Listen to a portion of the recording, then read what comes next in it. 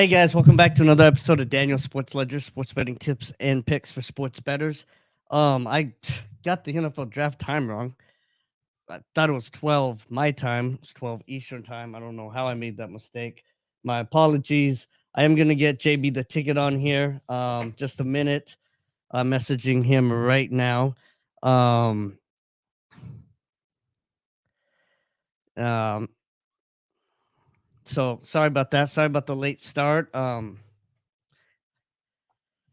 But we are going to get going here very, very, very quickly. Just be patient with me, guys. I'm just kind of in a little bit of rush to kind of get this whole thing going. My apologies again, guys.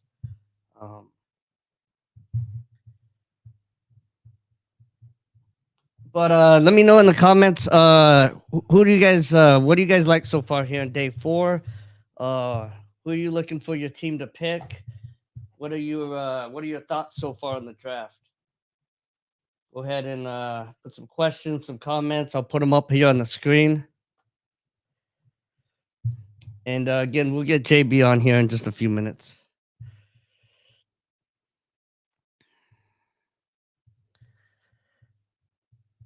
Here we go, guys.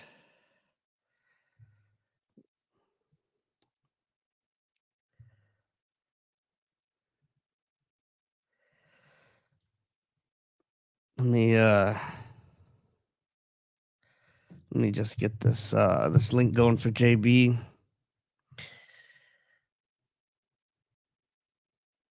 And send this over to him.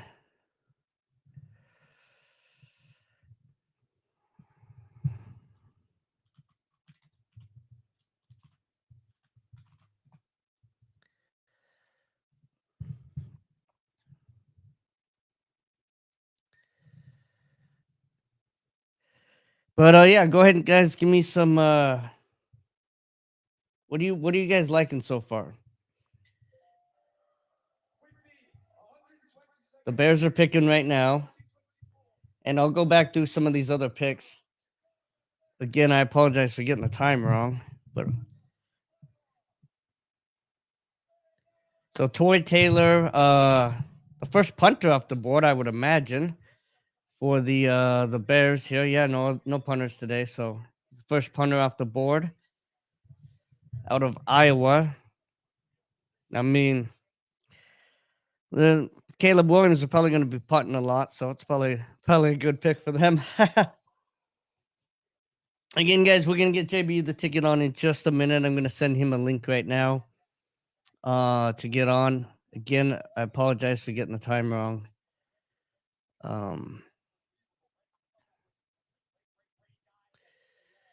Give me 1 second, guys.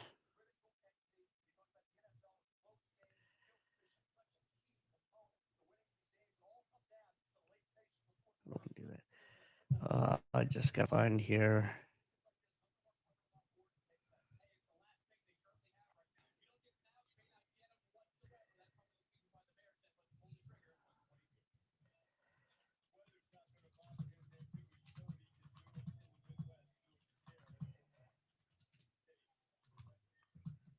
I know JB is I think he's still working on getting some of the radio show stuff we did today. I think he's still working on getting it processed and sent over so I can share it and other things. So he might just be another minute or two.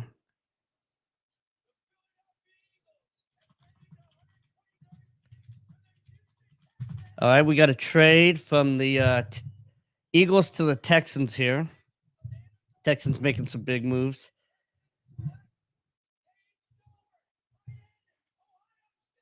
All right, Cade Stoner, tight end from Ohio State, goes to the Texans. Let me check this out real quick.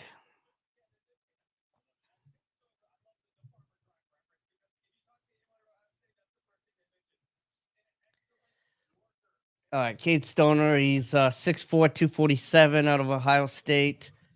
Played running back in high school. He's got good hands, good after the catch. He's probably not going to be the best blocker, so he's gonna learn to have to block a little bit better.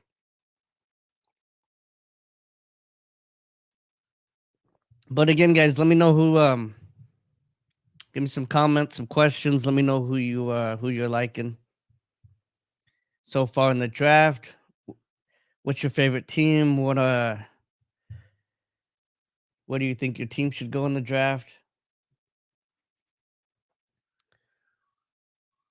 We'll talk about some of those things here. All right. So far the Texans, or forget about that. San Francisco is on the clock here.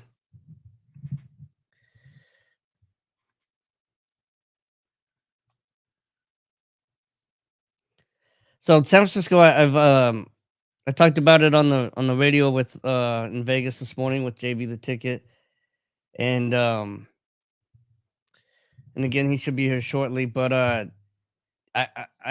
49ers are getting ready to pick. I have not liked their pick so far. It's been I do not like what the 49ers picked at all. I also saw Yahoo Sports wrote an article this morning. I talked about it yesterday, but this morning they wrote an article about not liking San Francisco's picks either. So I'm not the only one saying that they don't like. Not I'm just not a fan of Pearsall out of Florida. Um, they picked a corner out of Florida State. Florida State always has great corners, but I mean, I think that there was other better corners on the board at that time. I believe Kool-Aid was still on the board at that time. I really big fan of Kool-Aid, who went to the Saints. And then they got an offensive tackle. So Puny out of Kansas. I think he's listed as offensive tackle, but I think he really plays more of a guard position in the NFL. Uh, yeah, I mean, I'm just not, he's gonna be a road grader kind of guy. So we'll see what happens there. But I'm just not, I'm just not really sold on their picks right now. I hope Pearsall is not who they're getting for Ayuk or somebody like that. What's up? What's up, Perez? Cardinals and the Raiders killing the draft, Joe Perez says. Um, I don't know about that, Joe. Oh man. So again, like I said, I was hoping for today that the Raiders would pick a quarterback. And I believe that the two quarterbacks are still on the available right now. The two quarterbacks I like. Still got Spencer Rattler, and we still have Joe Milton III, who I really love Joe Milton III. Again, guys, if you're waiting for JB the ticket, he is gonna come on here in a little bit. So I sent him the link. I'm sure he'll be on. I think he's just kind of wrapping up some of his radio show stuff like that. Um, Again, I don't know if he's gonna be on right away or if he's gonna come on around 12, but um, I talked to him. I'll let him know as soon as I get a message back from him, but he is coming on for sure. He will be on. So he's just a little busy right now, I believe. So, but we'll get JB the ticket on here pretty soon. In fact, I will text him as well. Um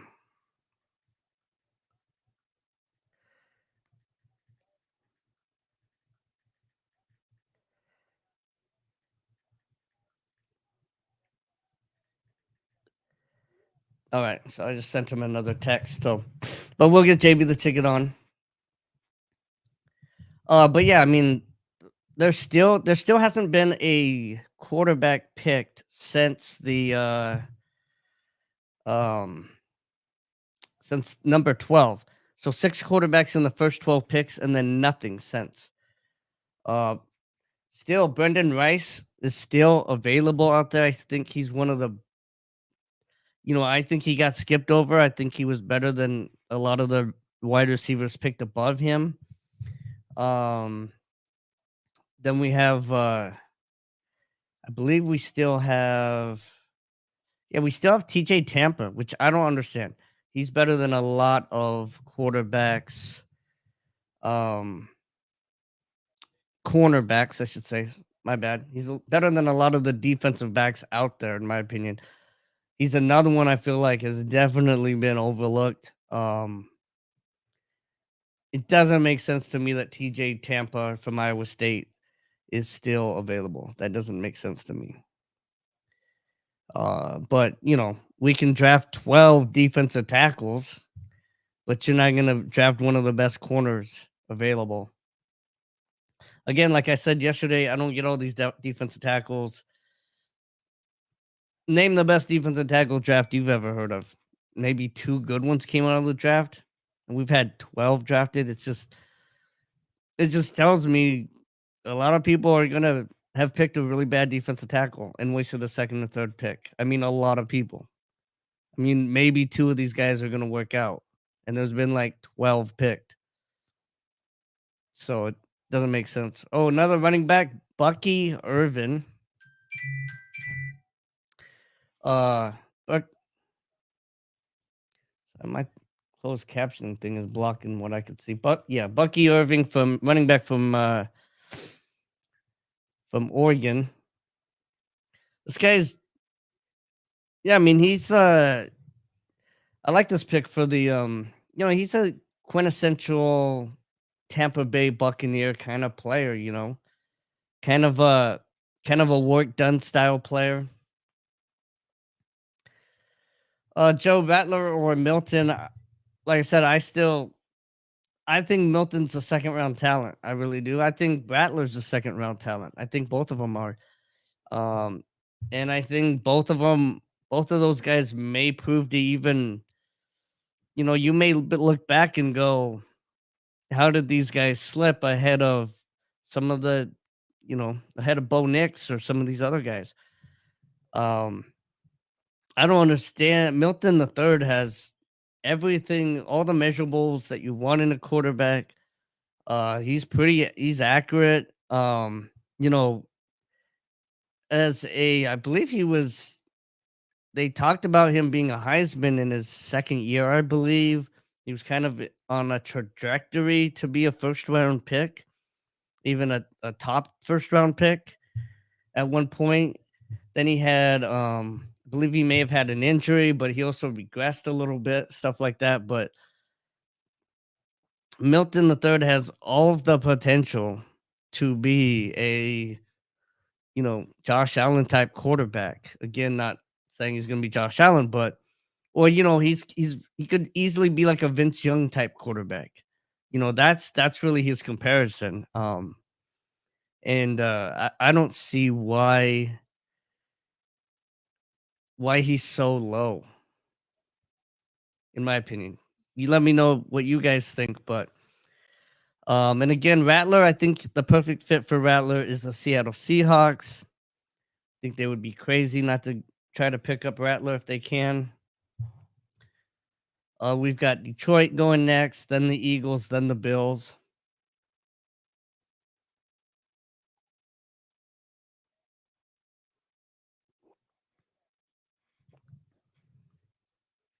So again, we did talk about. I think I'm starting to think maybe JB the ticket might not be here until maybe 12 o'clock. So we'll see. But just waiting for him to respond. JB the ticket, if you don't know, he's like for sports betting in Las Vegas. And he broadcasts on KPHO in Las Vegas. I was on his show this morning, and he is planning on coming on the show here. You're gonna love him. He is like booming voice. He's amazing. So he's actually even the radio show is actually giving him a better studio. He just announced today, and he's going to eventually be doing TV and stuff. So it's pretty cool. Can't wait to have JB on.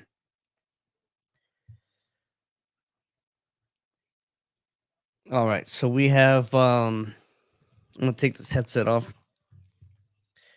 So Lions are picking. Who do you guys think the Lions are gonna pick? Or the Eagles or the Bills? One of these next few coming up.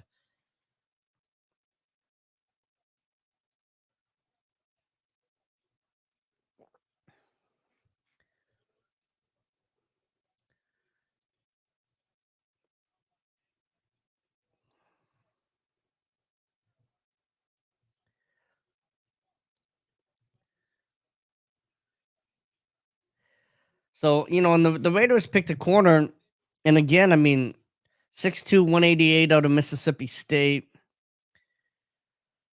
Um, he's gonna be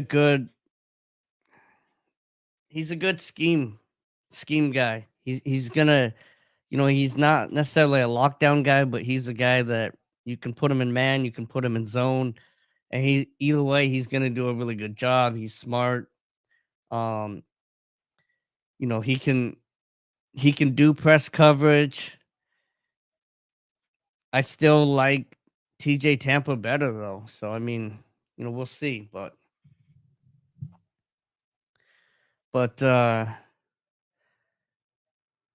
I'm pulling for all my Raider buddies out there.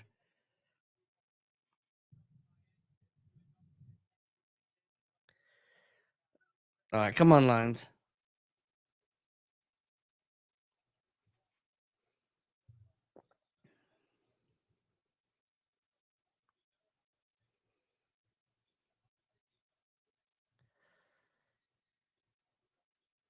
Let's see, man, the Raiders don't have.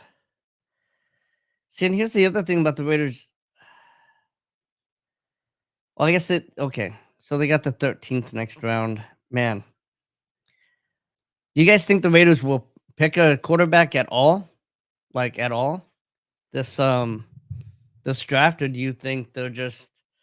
I mean, as it seems so far, it seems like they're just riding with who they got. But what do you guys think? Do you think the Raiders need to pick a quarterback? Do you think none of these guys are good enough to even waste a pick on? What do you think the Raiders do here?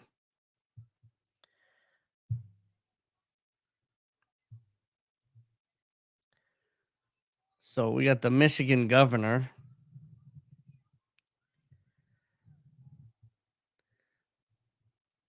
I would not imagine that the Michigan governor would be a white woman.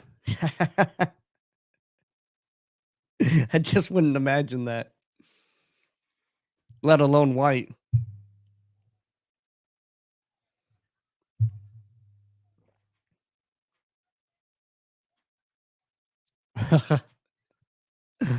Like if you had to guess, like who the like gender and color of the Michigan governor, would you guess white woman? I wouldn't. I don't know. Maybe she's Latino or something. Yeah, actually, she might be Latino. She looked white at first.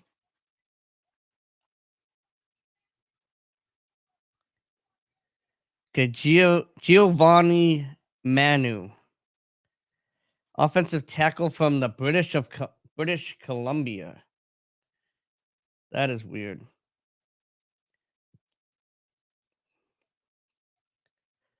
So this is one of those that comes out to either be a reach or a great pick. So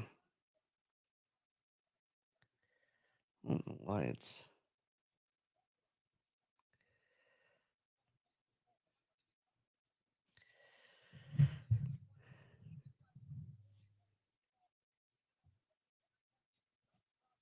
6'7", 250 or 350. 6'8", 6'7", 350. Yeah, I mean he's just this is one of those picks where they're just trying to hit a home run. They hope it works out. But I mean, It can't be much worse than the linemen they already have.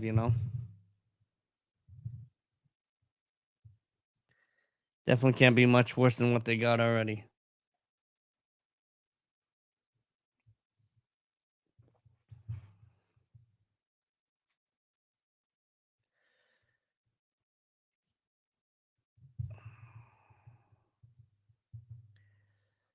The next, it looks like the Eagles already picked running back from Clemson, Will Shipley, 5'11", 206.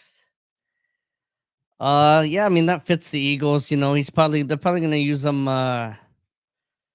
What's that short little shifty guy they used to use forever? Probably use him like that. So probably use him out of the backfield, catch passes, get him in space. He's white, so I don't know how fast he's gonna be. um, yeah, I mean he seems like the kind of guy he's gonna be that option kind of you know get him out in space, throw him out there or pitch it to him or an extension of the passing game. Just do a just quick little run, throw him out on a screen, something like that. Bills picked Ray Davis, Kentucky running back. Um, so interesting stat. Ray Davis rushed for 1,000 yards with 3 different schools.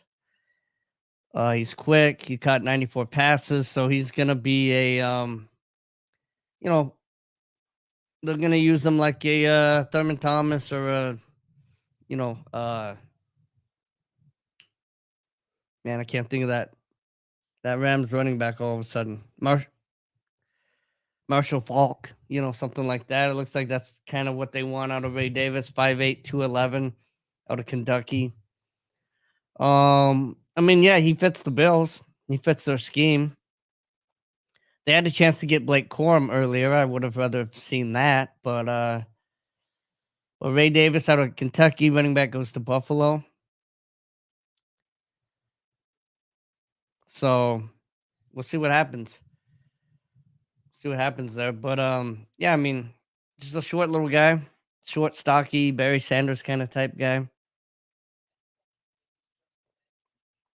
Yeah, the one thing the one drawback with Milton the third is his age. He is going back to Milton, but he I still like him. He's still my top quarterback in this draft. I mean, Bo Nix is old too. So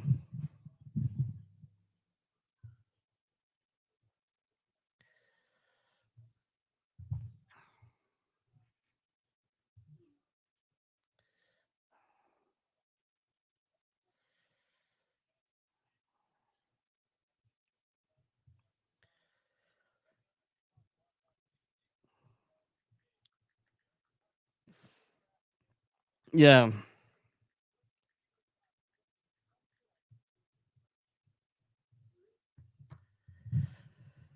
All right, guys. We have the check it out here.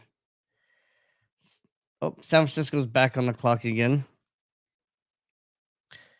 Let's see if they can finally pick somebody I like. Again, TJ Tampa, man.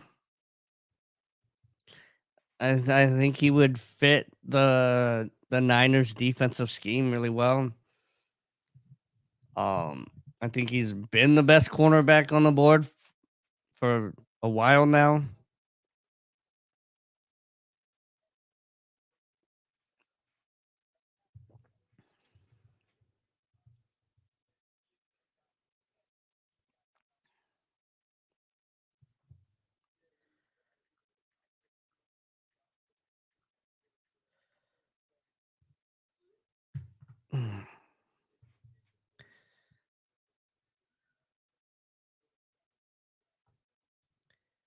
All right.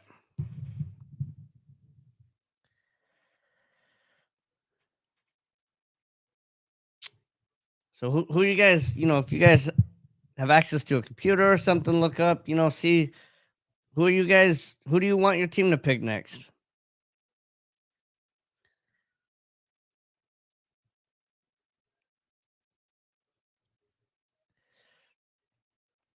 Yeah, and see the other thing about the Niners is they've got five needs.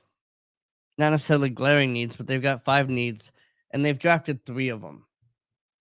Which for a team that was just in the Super Bowl, I wouldn't think they'd be drafting by need necessarily. Like cuz their needs aren't huge. I would think that they would be drafting by talent more, or best overall more. Again, kind of going back to what I was talking about yesterday, you've got really bad teams that are like Swiss cheese and you could just pick the best available because it doesn't really matter which hole you fill. Um, but then you have really good teams like the Niners, the Chiefs, the Bills, where you can also pick the best available because you don't have that many holes. And so it's like the top of the league and the bottom of the league can kind of just pick by talent because they either don't necessarily need somebody or they need everybody. And it's a lot of times it's those teams in the middle are the ones that need to draft by need more. And it looks like the Niners, for whatever reason, are just like, oh, we need him, check. We need him, check, and not drafting the best guys they could be drafting. And I mean, it shows. I mean, again, I'm not the only one who thinks that the Niners draft sucks so far. So now they picked a running back, 6 foot, 221 out of Louisville, Isaac Gerardo, going to the Niners.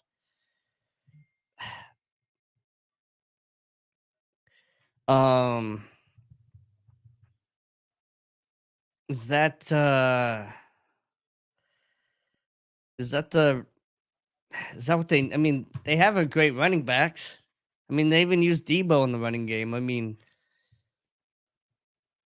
now that one looks more like best available pick. Maybe they're just really high on this running back out of Louisville, but um, it still doesn't.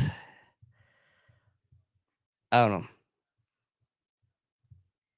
Finally, and of course, one of the best drafting teams picks TJ Tampa, the Baltimore Ravens. Baltimore Ravens are going to be scary next year. They're one of the teams I would say you can bet on to win it all. They're going to be one of my top teams going into next year. And again, the rich get richer with TJ Tampa. I don't know why my phone is being so loud. I apologize, guys. I was trying not to put it on silent, waiting for JB the ticket, but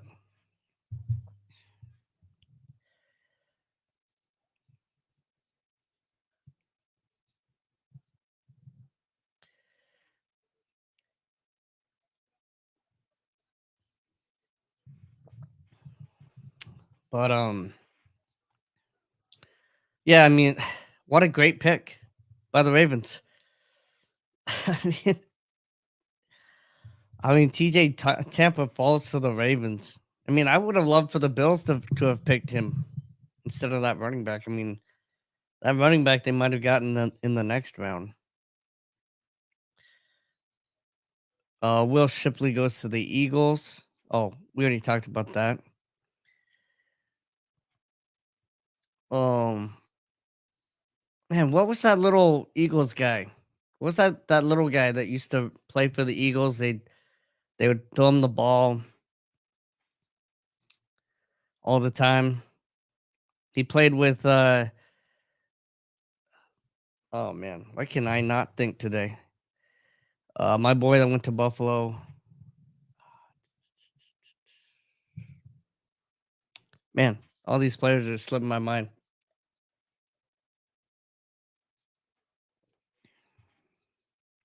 All right, Lions are up.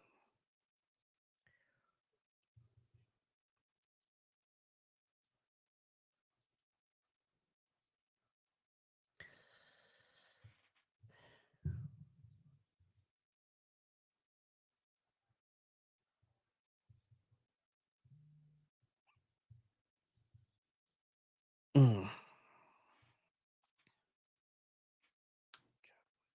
Jared Wiley, man, these picks are coming in fast now. Jared Wiley, 6'6", 249 out of TCU, goes to the Kansas City Chiefs. Chiefs trying to bolster that offensive line, which makes sense. The offensive line has not been that good. Really hasn't. Oh, I'm sorry. He's a tight end. My apologies. Uh, but he is gonna be kind of like an offensive lineman. This dude's 6'6", 250. He ain't going out there catching passes, I don't think. Um, Says he did catch 47 receptions, ranked 4 in the Power 5 tight ends last season, but he's a little big to be catching passes in the NFL, if you ask me. Uh, so I mean, says he's an effective pass catcher.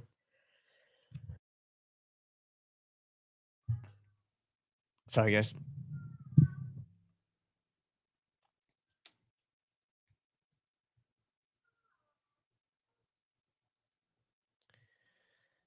Let's see who we got here.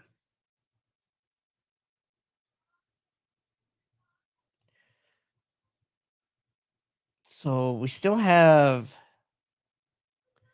Jermaine Trotter Jr., the linebacker. Um, his dad played in the NFL. That son of Jermaine Trotter is another good player on the board, man. I mean, and these guys that have pedigrees, I mean, they don't bust very often. You know, again, I still love Brendan Rice. He's got a pedigree from the greatest receiver of all time, Jerry Rice, Jermaine Trotter, um, Jr. His dad, Jermaine Trotter, played in the NFL. I mean, these guys that have family that have played in the NFL, they rarely bust, or I mean, they always have a pretty good career in the NFL, even if it's a backup. I mean, these are some like safe picks, you know. Again, I would have rather seen some of these guys go instead of the 12th defensive tackle or whatever. I'm just ripping on defensive tackles this entire draft because, I mean, let's face it, like one of them's gonna hit, and the rest are one of them's gonna be one or two are gonna be okay starters. One's gonna be phenomenal, and the rest are gonna bust. Let's just be honest.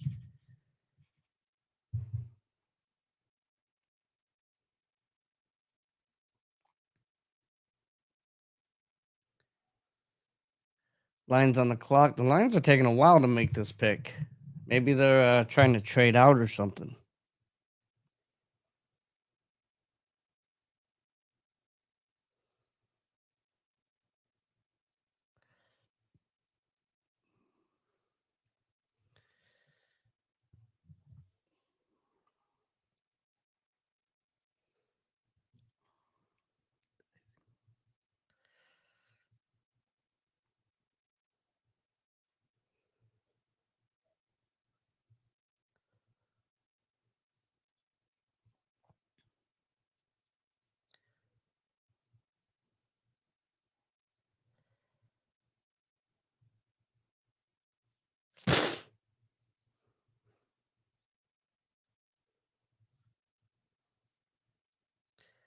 All right, guys, just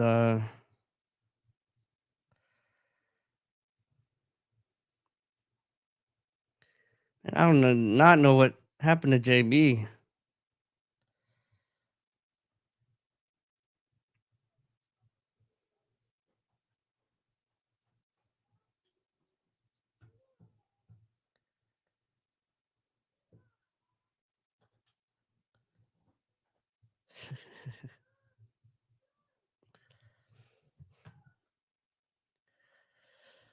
All right, guys.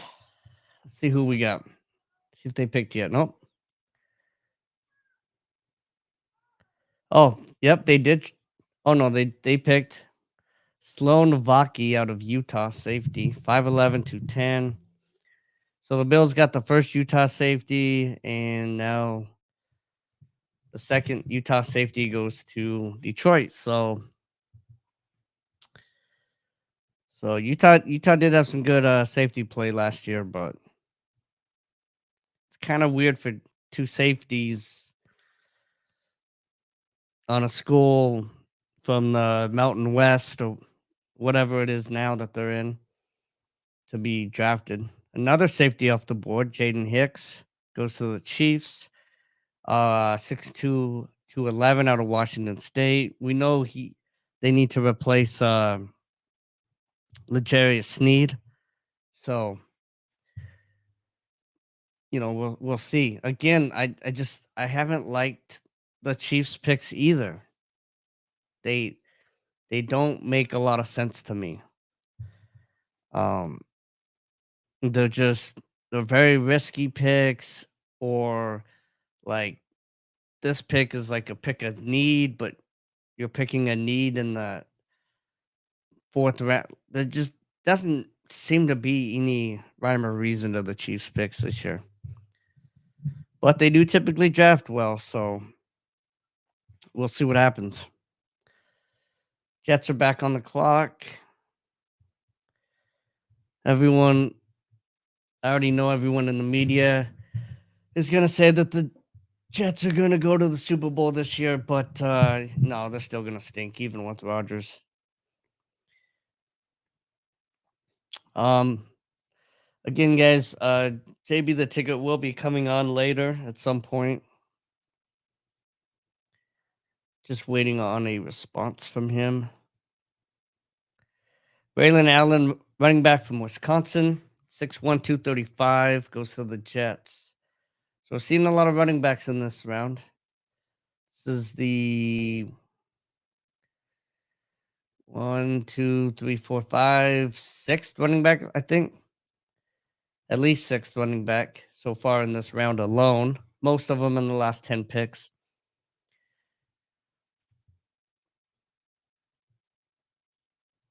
So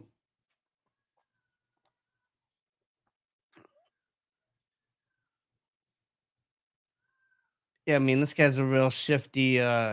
He's like a one cut guy. Braylon Allen's a one cut guy. Not not the biggest. I mean, whatever. We'll see what happens. I guess he's I with his size and everything, he needs to learn to be a third and short guy if he's gonna stick around. But I don't know that that's his style. He's a put your foot in the ground and take off kind of guy.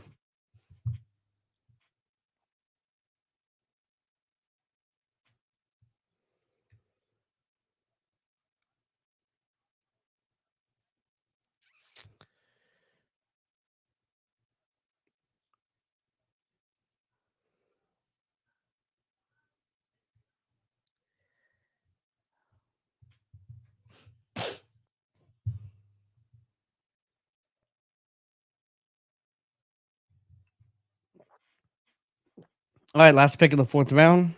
San Francisco 49ers select. And we got a whole new some guy coming out in a kilt doing some kind of weird thing. What do you guys think about these though? I was asking yesterday, you guys like the whole people coming out and making picks and all that, or do you dislike it? Another player from Arizona, Jacob Cowing, wide receiver from Arizona, 5'8", 168. So just another little, I think everyone, he ran a sub 440. I think everyone's just trying to get that, hit that next Tyreek Hill kind of guy. Um, this is the first Niners pick that I like. He fits what they're doing there. He's a gadget player, and you know, that's they can use a gadget player. I mean, they're very creative. They can always, um, I mean, there's a million ways you can use this little guy. So I haven't liked the other picks, but this one, finally, the 49ers make a pick that actually makes sense.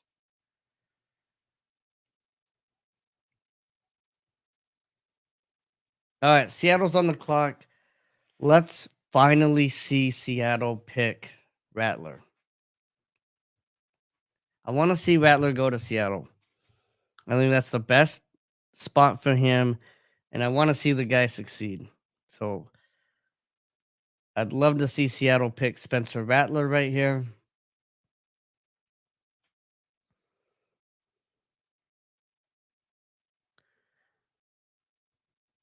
And I just can't imagine them not pick.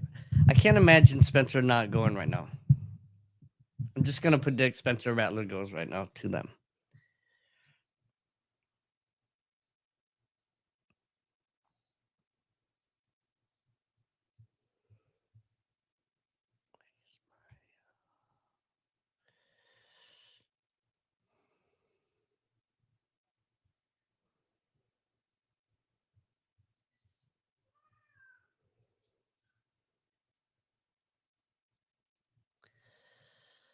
Oh man.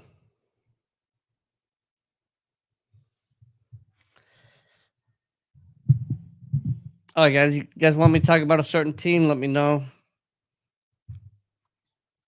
But yeah, I mean, this has got to be where Spencer Rattler goes. It's got to be. Let's see who they've picked so far. Where is my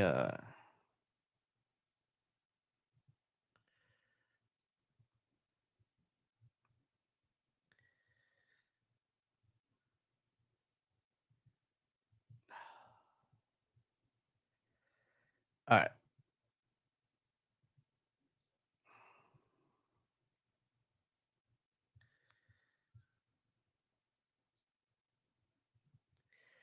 All right. So Seattle picked the first defensive tackle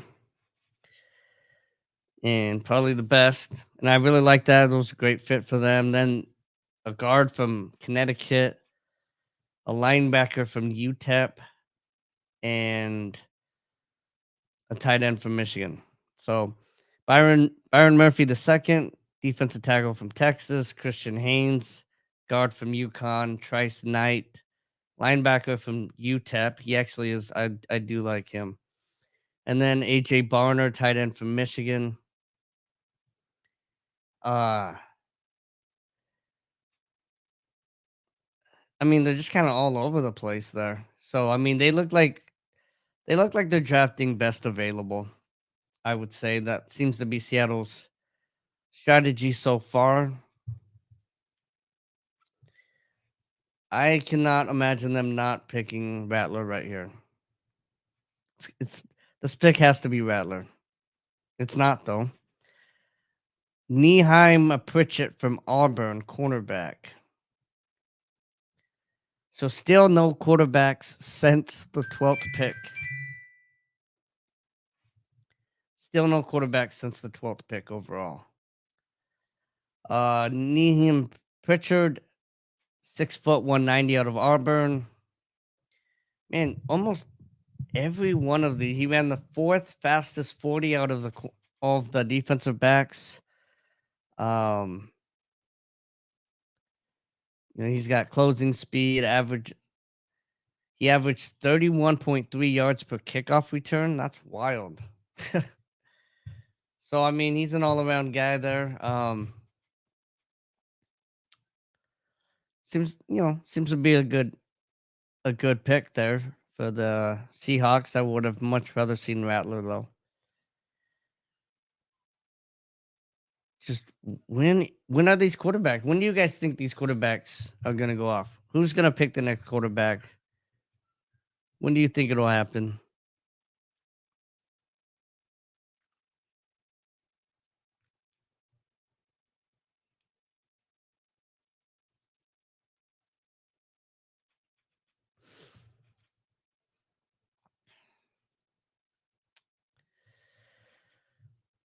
Man, I really wanted Rattler to go there. I'm just rooting for the best fit for the players, and so far a lot of this draft, or at least the first 2 or 3 rounds were just bad fits, like players just went to the wrong teams.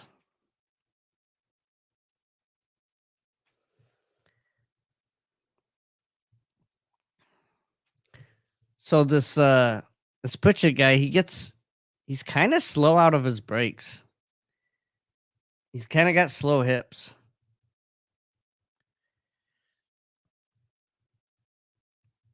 but he's got great ball skills.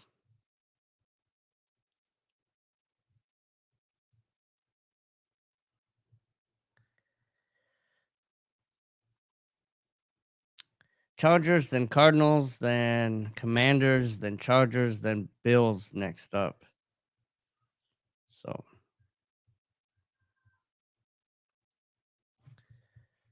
so Chargers,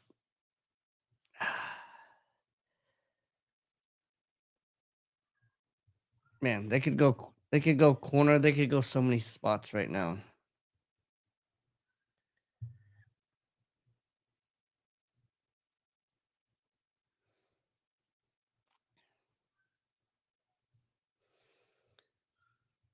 I mean, what about Brendan Rice to the Chargers?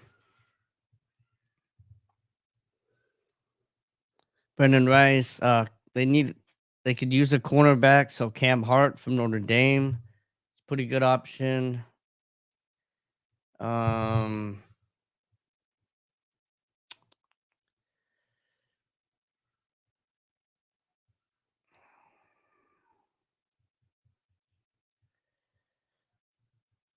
maybe Keelan Carson out of Wake Forest, but I don't know. I could see him going linebacker here too.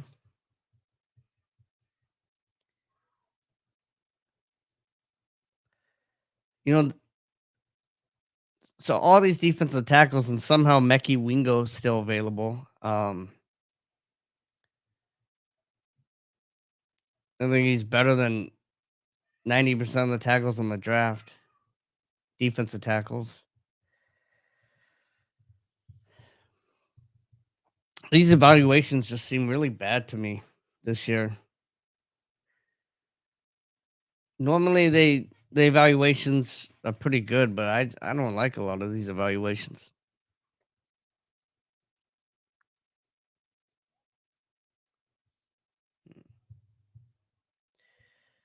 All right, so cornerback, they did go corner from Maryland to Tarheeb Steele goes to the Chargers. 6 foot 190 from Maryland. So he's a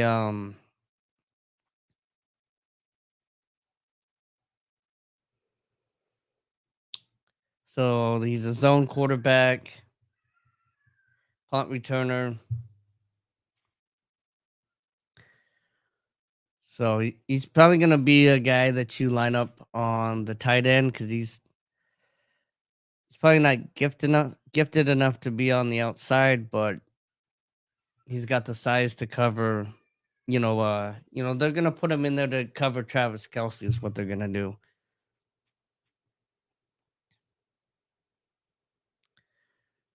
All right, Cardinals picking right now.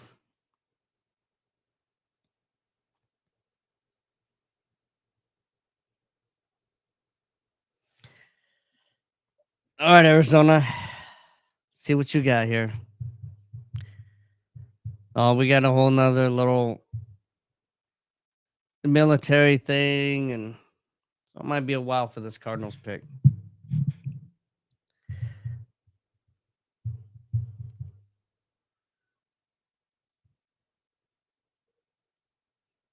You imagine if the Cardinals the Cardinals picked Rattler to back up I mean, it's not a bad strategy to get Rattler to back up Kyler Murray. It's actually not that bad of a strategy because if and when Kyler Murray gets hurt again, you just put Kyler Murray 2.0 in there and you just keep on going down the road. I mean, I wouldn't hate that. I actually kind of wouldn't hate that. But I'd feel bad for Rattler 'cause I'd like to see him start somewhere.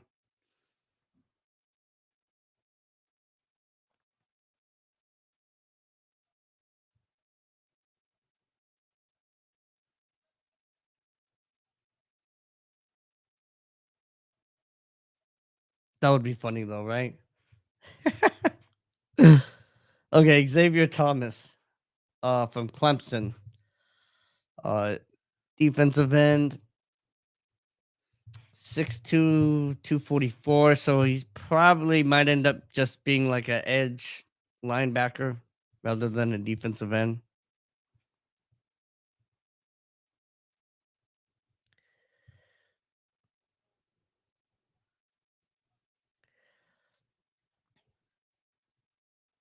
Uh, all right, guys, I'm gonna take a quick break. Be back in like 3 minutes. We got Redskins, Chargers, and then my Bills picking.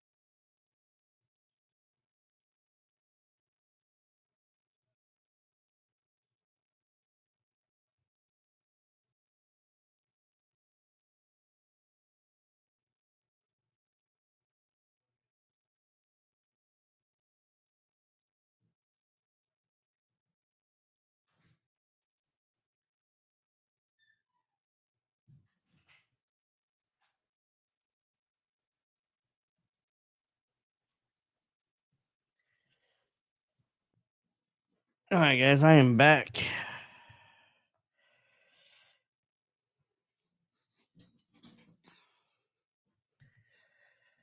If I don't get a hold of JB soon, I'm going to give him a call. But I'm sure he will hit me up pretty quickly.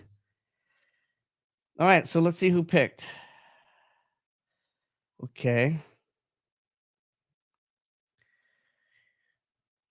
So Cardinals pick Xavier Thomas, 6'2". Oh yeah, we talked about him. Redskins Jordan Maggie, linebacker, 6'1", 228. Not really small, but a little bit small for linebacker. So he's out of Temple. You know, Temple seems to come out with some pretty good linebackers. I believe. Man, why can I not think of names today? But the defensive lineman for the Eagles is from Temple, I believe. If you guys know who I'm talking about, put it in the comments. Oh man, what's his name? The best defensive lineman. Yeah. So yeah, he's a little undersized, but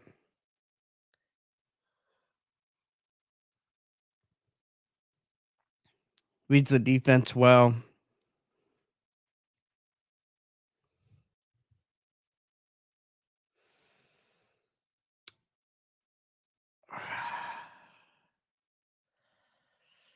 I don't like the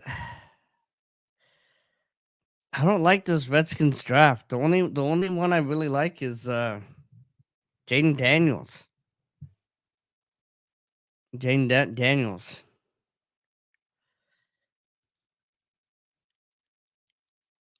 The rest of the draft, I'm just not a.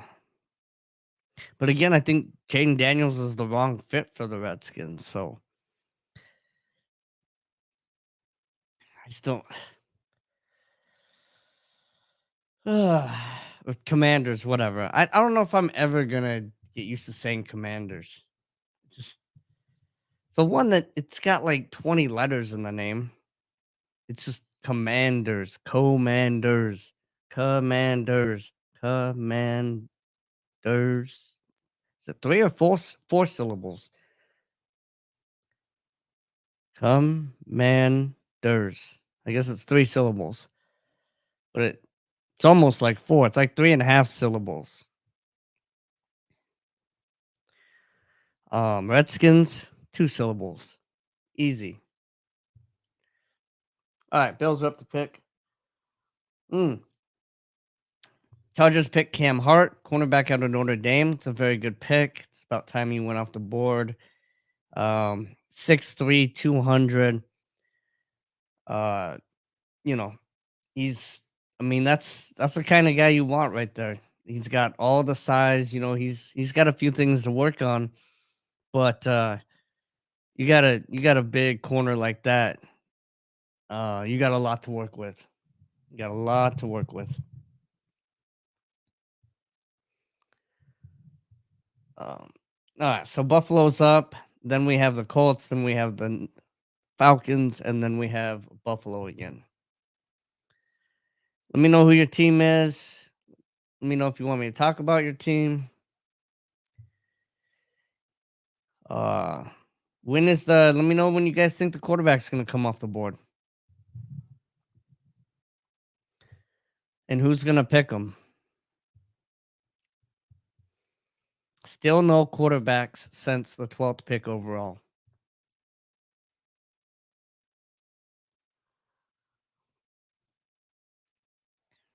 But like 15 defensive tackles. So I guess we're not a quarterback league anymore. I guess we're a defensive tackle league now.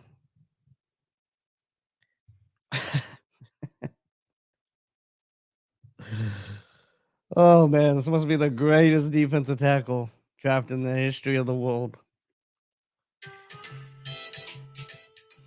Scared the shit out of me. I don't even know where that alarm came from.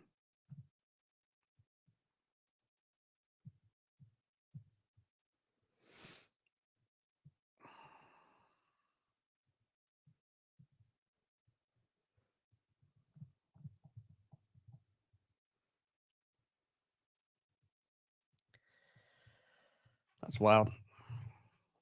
Let me know, guys, if you want me to talk about a certain thing, a certain team, certain position group that's available.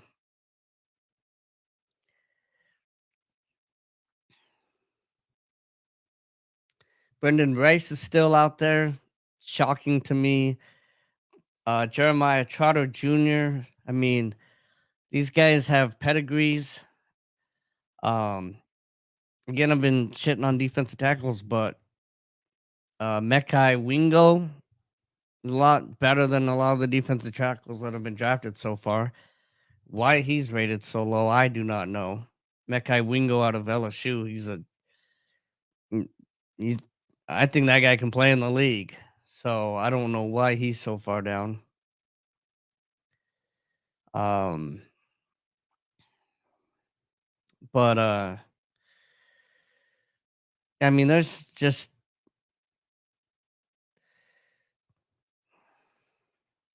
lot of there's a lot of good players left. Curtis Jacobs from school I won't mention because they aren't worth the syllables it takes to say their pathetic name. But linebacker, that guy's a great player too. I mean, there's a lot of good players left. Still no quarterbacks off the board since number 12. It's unbelievable.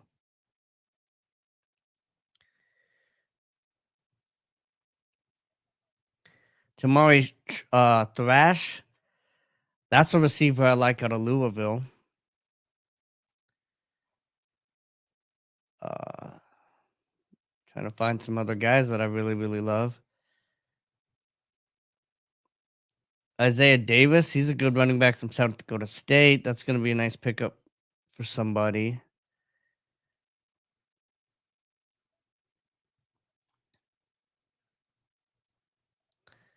I'm kind of reaching down to some of these picks much lower on, but I know that there's definitely going to be some sleepers here.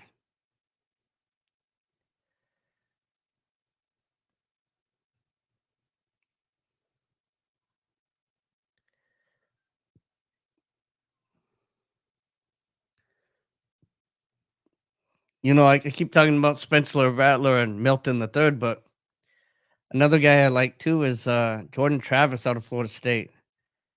If he didn't get hurt, you know, he's much higher up on the board. Again, guys, if you guys are waiting for JB the ticket, we are gonna get him on here shortly. I'm gonna give him a call here pretty soon. Um, he might come on around 12, maybe sooner, but I'm gonna give him a call here in about 5 minutes. All right, Bills pick a center, Cedric Van Prawn Granger. Four names, 6'4", 300 pounds. So he's gonna be a guard for sure. Um, well, a center. I mean, center or guard, somewhere in there. 3-year starter with okay. So center from Georgia, Cedric Van Pran Granger. Four names. Shout out to a friend of mine that also has four names. Bo Bruce. Bo. All of a sudden, Bo Bruce Buchanan Winder. Shout out to my buddy Bo Bruce Buchanan Winder. For some reason, right when I went to say it, I couldn't think of it for 1 second. All right, Colts are up.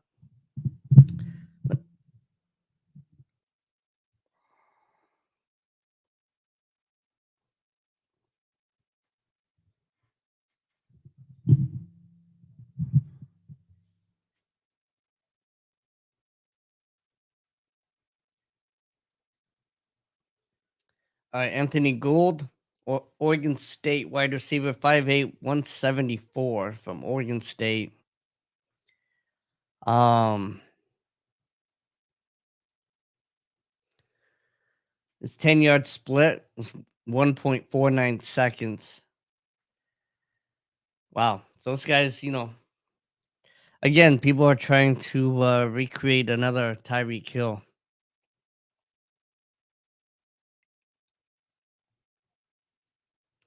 Falcons are coming up.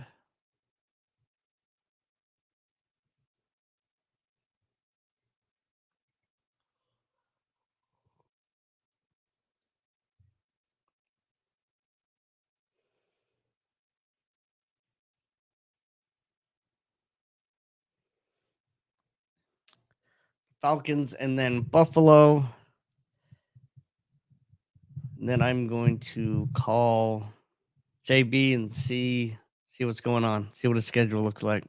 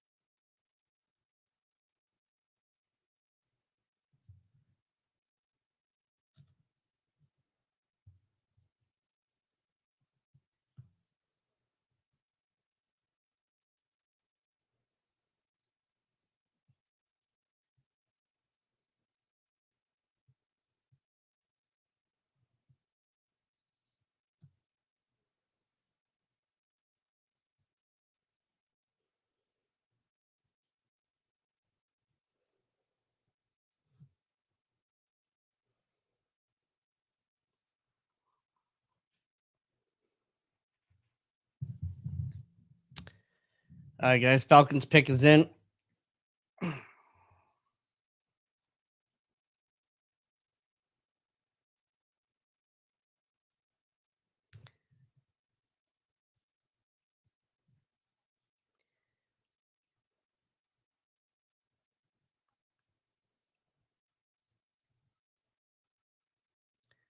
Cedric.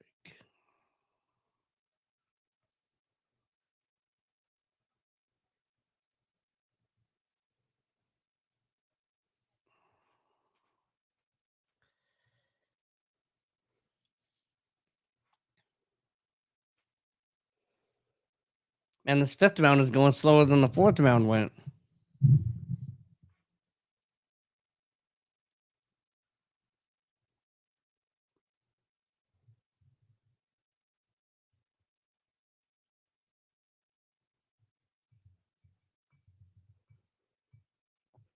So again, I'm going to call JB after this Bills pick.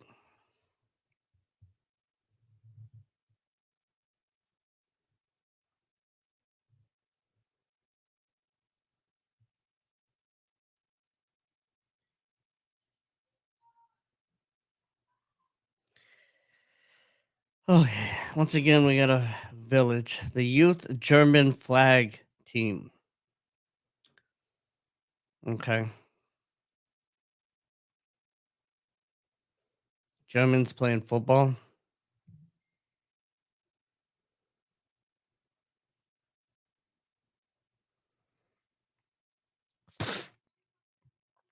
So my buddy, you guys know Kimball. He's been on a few times. Shout out to Kimball. He's actually a lawyer for Bighorn Law there in Las Vegas. He he's actually suing a $1 billion company, Uber Eats, right now. But anyways, the reason I brought Kimball up is he texted me. He said he likes Milton better than Bo Nix. Um, he likes Penix if he holds up to injuries. Same thing I've been saying as well. Um,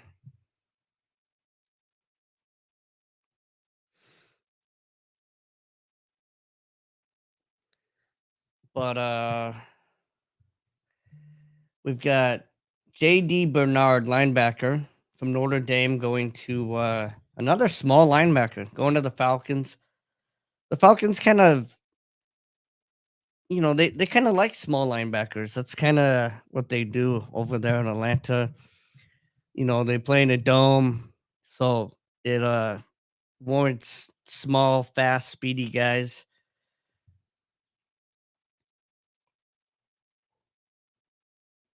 So I mean, he's a fit.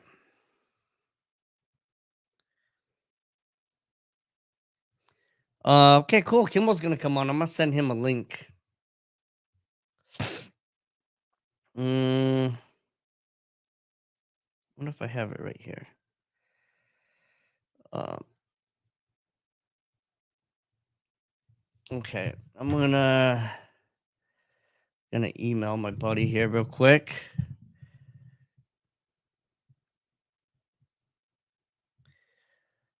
Uh,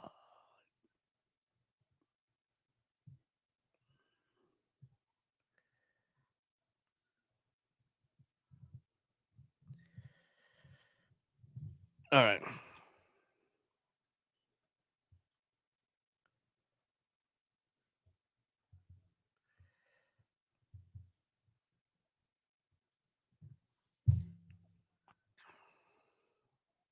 Oops.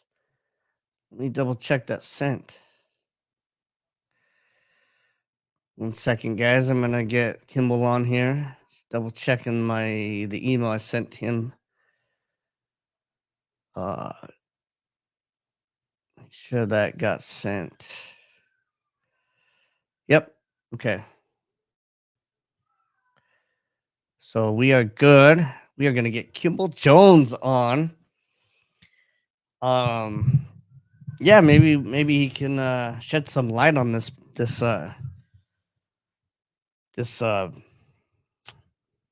lawsuit with Uber Eats. That's pretty interesting to me. Sure, it will be to you guys. So I've worked in the restaurant business. I've been general manager of a high end restaurant in Sedona. I'm not currently there anymore, but I'll tell you what.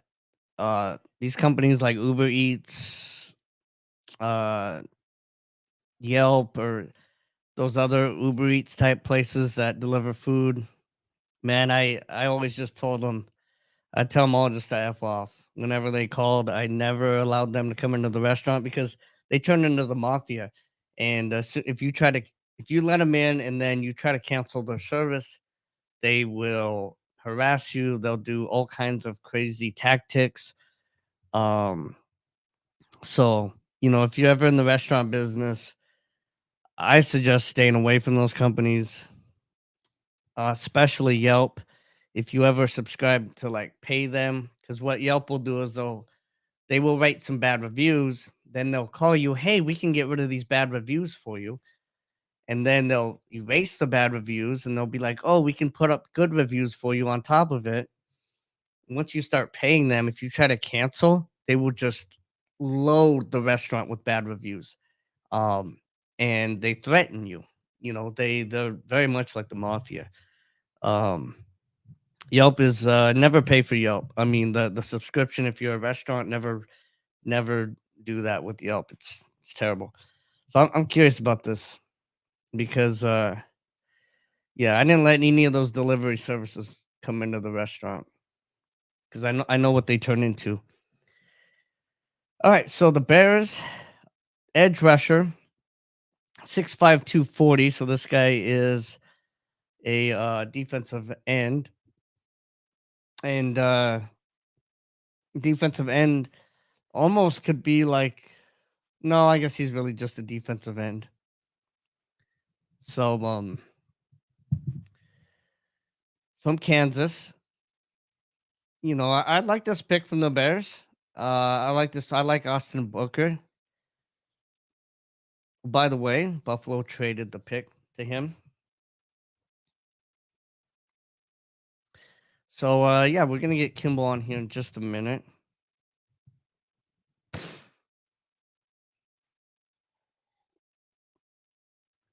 Still trying to get a hold of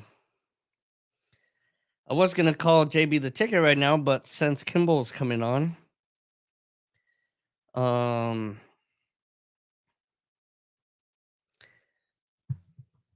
We'll talk to Kimball for a while and just keep waiting on JB.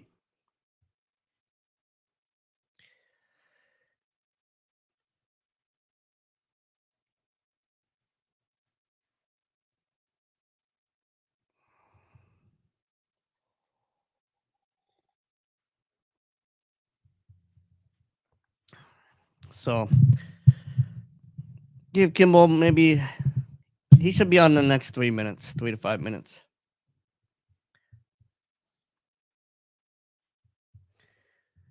I'm gonna take a very quick break. Kimball will be on in just a minute, so I want to take a quick break right before he comes on. So find my thing. I'll leave this here. I'll be back in like 2 minutes, and Kimball should be back around that time as well. Be right back.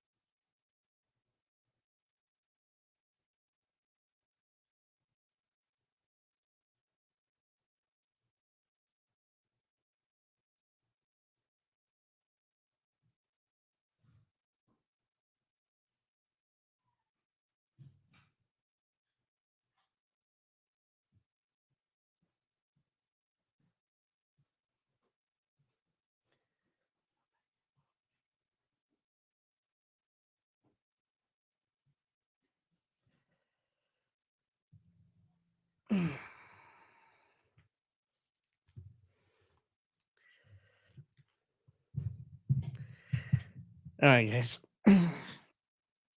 Kimball should be on here in a second.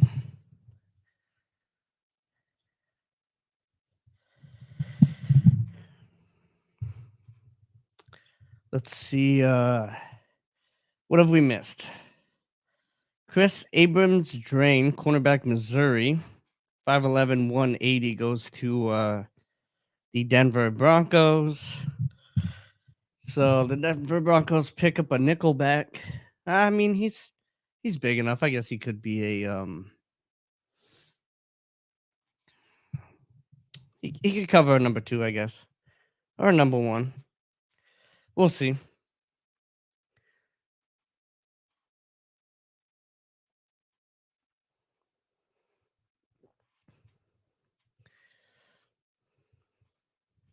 I do like this guy though. I do like this pick. This is actually a pretty good pick here by the Broncos.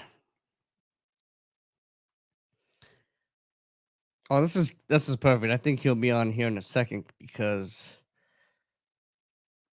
the Raiders are gonna pick here in a minute. So next pick is Jarvis Brownlee Jr. from Louisville, cornerback, 5'10", 194 from Louisville, goes to the Tennessee Titans. Tighten up, Jarvis. All right, so we got a little run on corners here. We got 1, 2, 3, 4, 5 corners picked in the 5th round already, which is by far the most by far the most for any position here in the 5th round.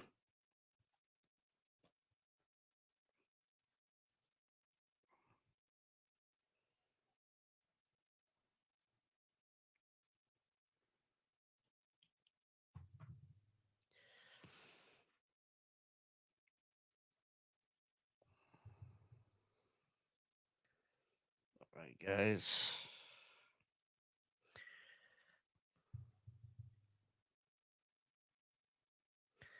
Gonna call JB real quick. 1 second.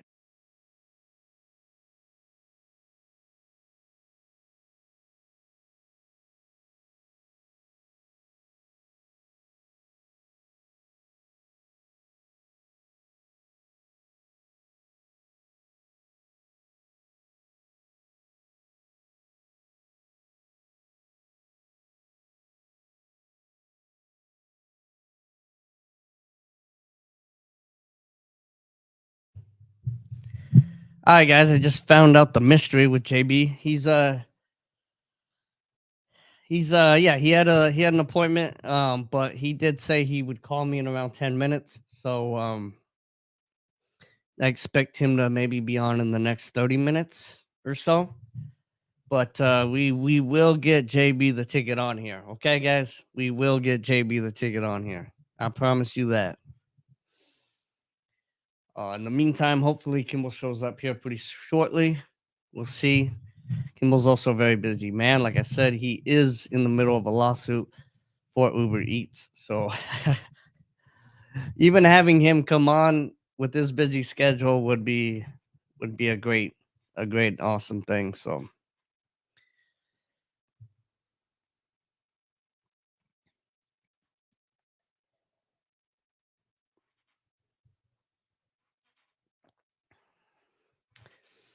well, the Broncos are taking a while for this next pick. Maybe they're trading it. Maybe they're trying to trade it. I mean, they just did have a pick, and maybe they don't think two picks are. Well, they just picked. So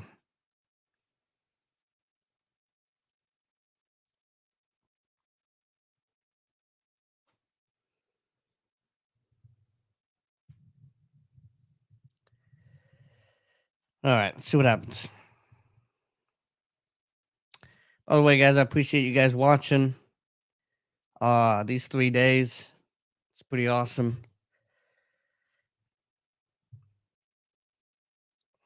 It's very awesome, actually.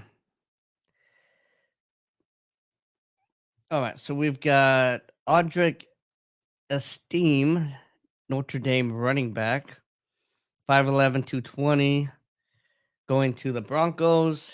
I like this pick pretty well. Um, yeah, this guy's got he's a one cut running back, but he's got a lot of power. You know, you can give this guy the ball on 4th and 2. He you know, he can break one out on 1st and 10. He's yeah, but he's a one cut guy that has a lot of power, which is kind of strange for a one cut guy, but he's gonna get downhill real quick and you ain't gonna want to tackle him. Kind of like a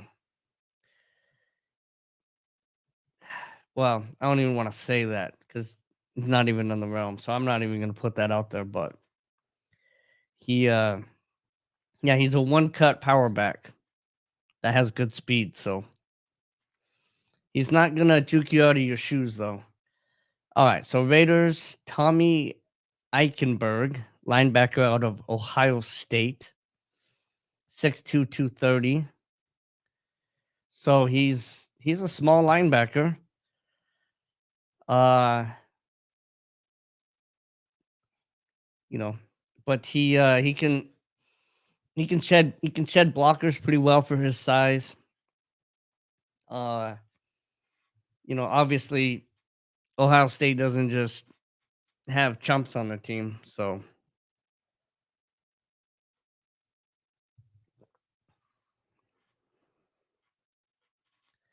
yeah, this should be a good pick here for the Raiders.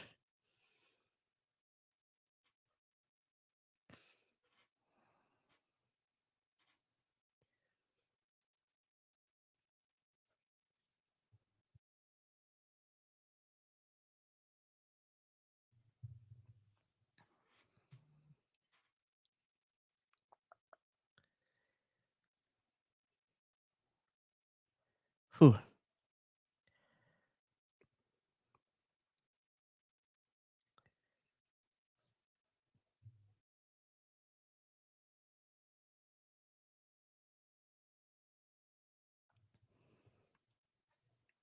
Yeah, this guy he fits a certain scheme. I don't. I'll have to talk to Kimball because I don't know off the top of my head. At least I don't know enough about the Raiders scheme on defense. But he definitely looks like he fits a zone scheme. Uh, so I'll talk to Kimball. We'll see. But he's definitely Tommy Eichenberg, linebacker from Ohio State. He's definitely one of those guys that's gonna be amazing if he fits your scheme just right. If he doesn't fit your scheme, he's kind of small. He's he's probably not going to be um well he could still be effective, but he's probably not going to be as effective as he could be.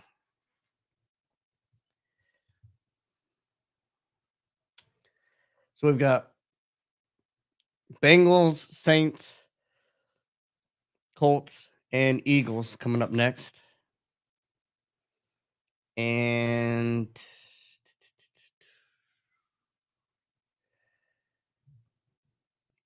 I want to look at the Saints because I don't think they've had that many picks, have they? Just two picks for the Saints. Yeah. So they have a tackle from Oregon State, and they have one of my favorite players in the draft, Kool-Aid. So they're finally picking again here for the Eagles. I mean, for the Saints.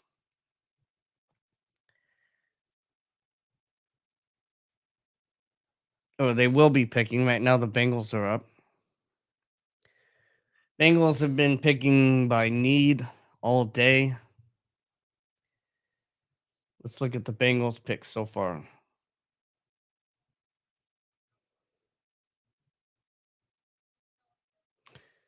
So Bengals offensive tackle Marius Mims from Georgia, defensive tackle from Michigan, Chris Jenkins, uh, wide receiver from Alabama, Jermaine Burton, McKinley Jackson, defensive tackle from A&M, and Eric All, Iowa from t- tight end from Iowa. And now they have Josh Newton, TCU cornerback, 5'11", 190. He's gonna be a press corner. He's gonna fit in there good. You know, they that's seems to be the scheme that Saints are going with is that press man coverage scheme. Kool-Aid's gonna be amazing for that. Josh Newton, um, that fits in the right where what he does.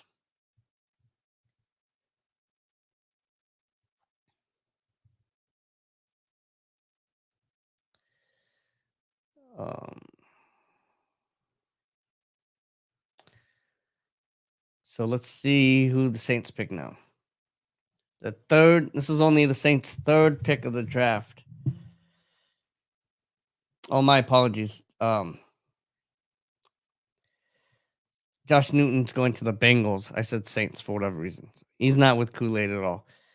But he is still a press corner. Um, man coverage kind of guy.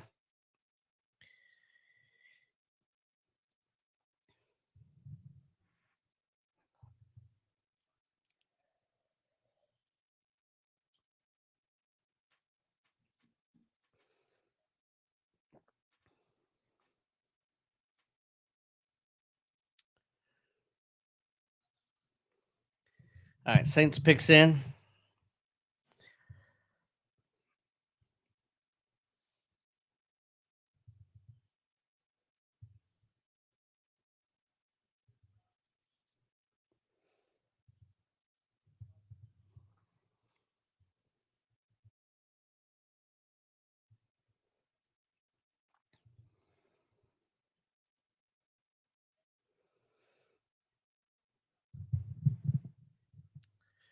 All right, guys.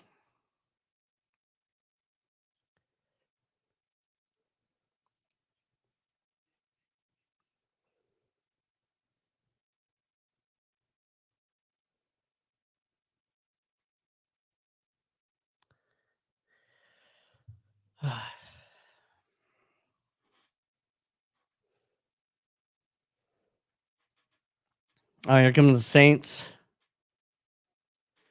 By the way, shout out to Reggie Bush getting his Heisman back. Finally, the NCAA did something good. Spencer Rattler to the Saints. Wow. Finally, quarterback comes off the board. Spencer Rattler. Interesting. Interesting.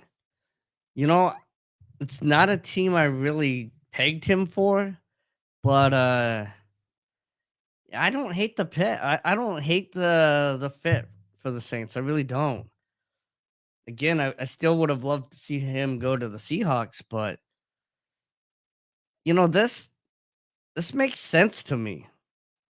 You know, I didn't think about it until now, but this really does make sense to me. Um, well, that's cool.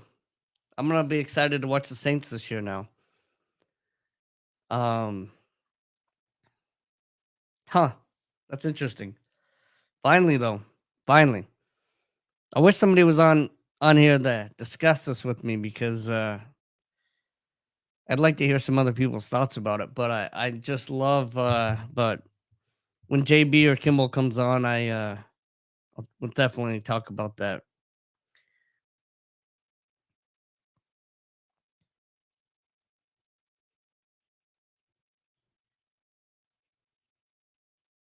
Huh. I I like this pick. I like this pick.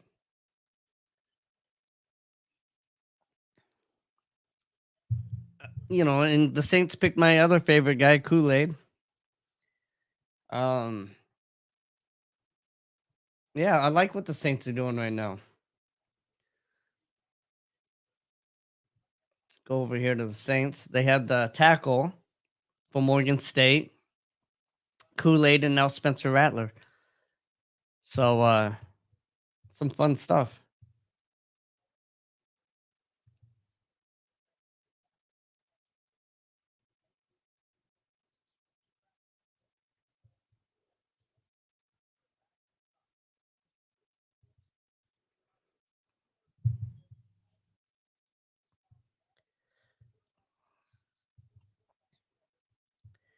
All right, Colts just picked Jalen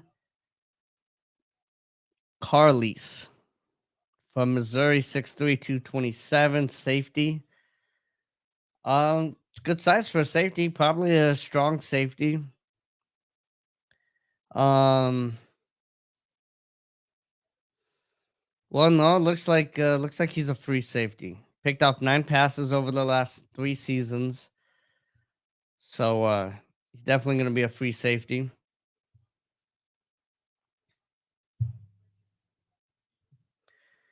So he's got size, speed, and length. Okay. We'll see though. We'll see. A safety from Missouri. I don't have a lot of hope. Oh man. But all right, Colt safety from Missouri. He's got good measurables. He had good productive career at Missouri, so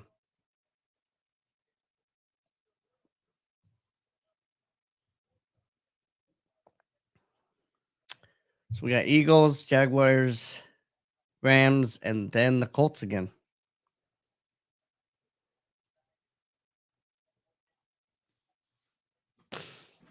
All right, guys. If you're waiting on JB the ticket, he is going to be on in the next little while. I also have Kimball Jones coming on in a little while.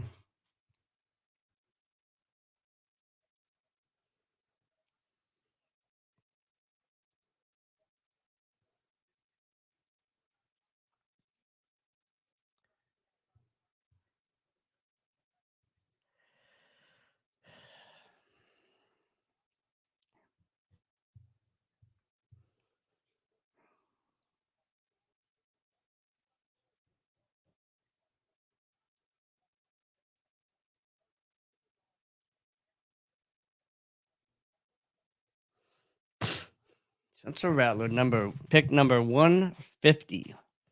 Nice round number.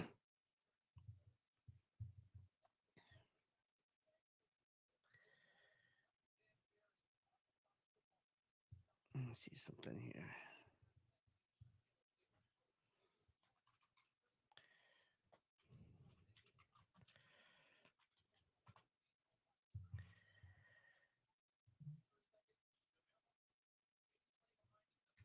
All right, so JB, I think JB's gonna be on here in a second, actually. Uh, so Derek Carr is there at the Saints already. That's that's interesting.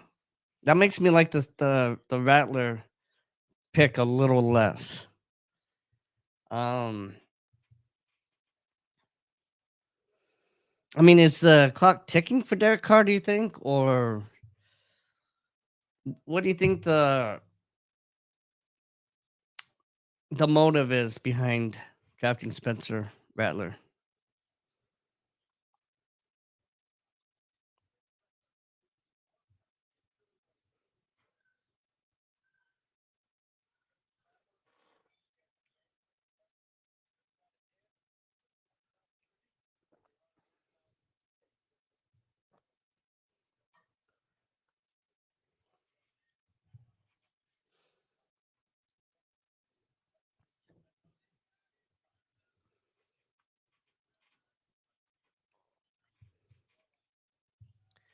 All right, Eagles picking.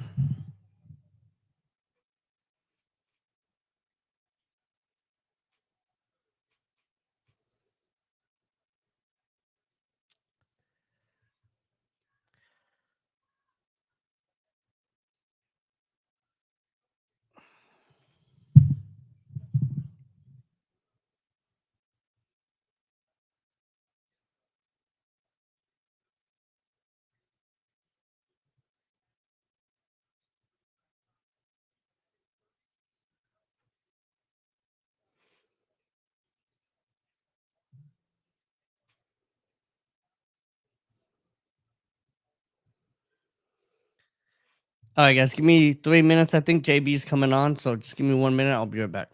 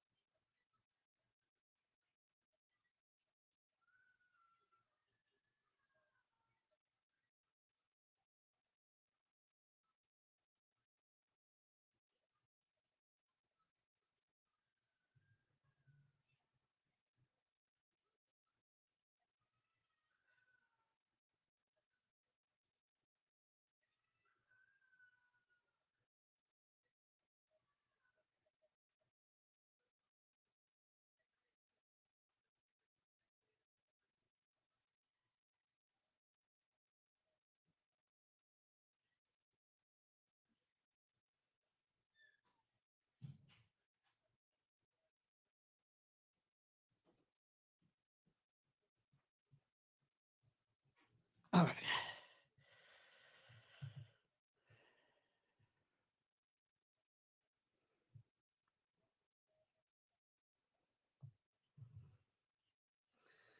All right, guys.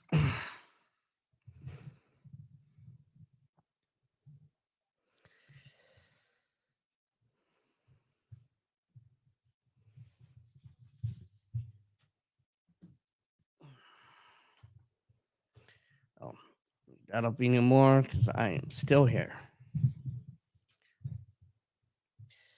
All right, so Eagles, Anais Smith, Texas A&M wide receiver, 5'10", 200. So slot receiver kind of guy. Yeah, I mean that's the Eagles need something like that. So I like the pick.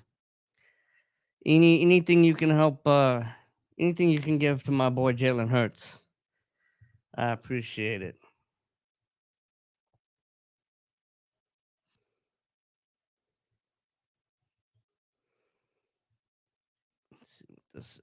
quick.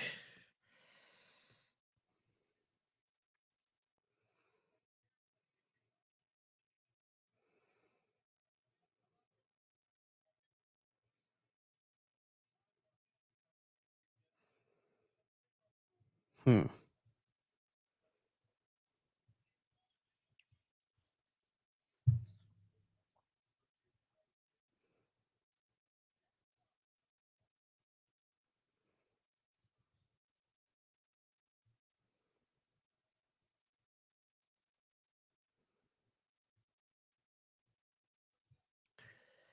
All right, guys. JB, the ticket should be coming on here pretty shortly.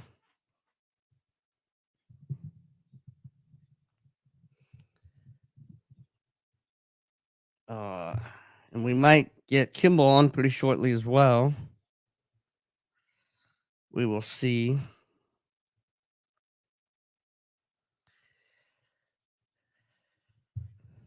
Just trying to do a little Instagram post here for JB the ticket.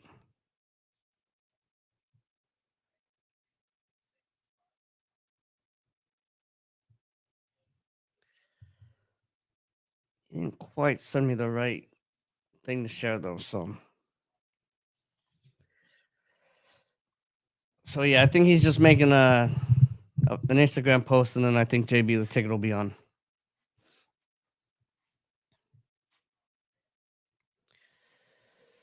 JB the ticket radio host in Las Vegas, #1 sports betting radio host in Las Vegas.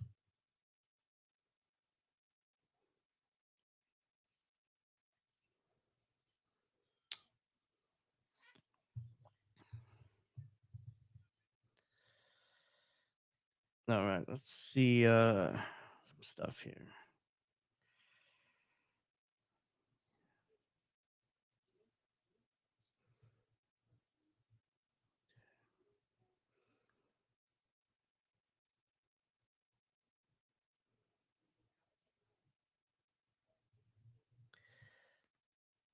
All right, let's see who's up. Okay, guys. So DeAndre Prince, Old Miss cornerback, goes to the Jacksonville Jaguars, 6', 180.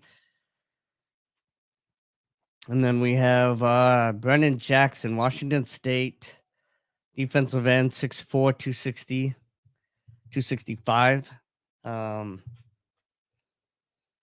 Yeah, I like both of those picks. I think those are both pretty solid picks right there for the Jaguars and the Los Angeles Rams.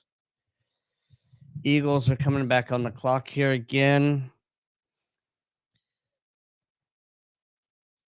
So we're gonna have Eagles, then Browns. It's been a while since we heard from the Browns, Panthers, Dolphins, Chiefs, and Bills.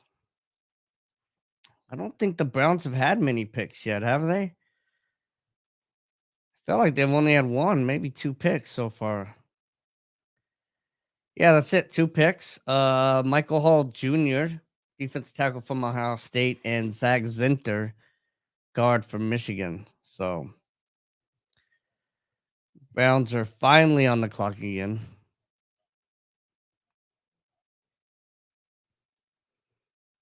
Well, the Eagles are on the clock, but they're about to be on the clock.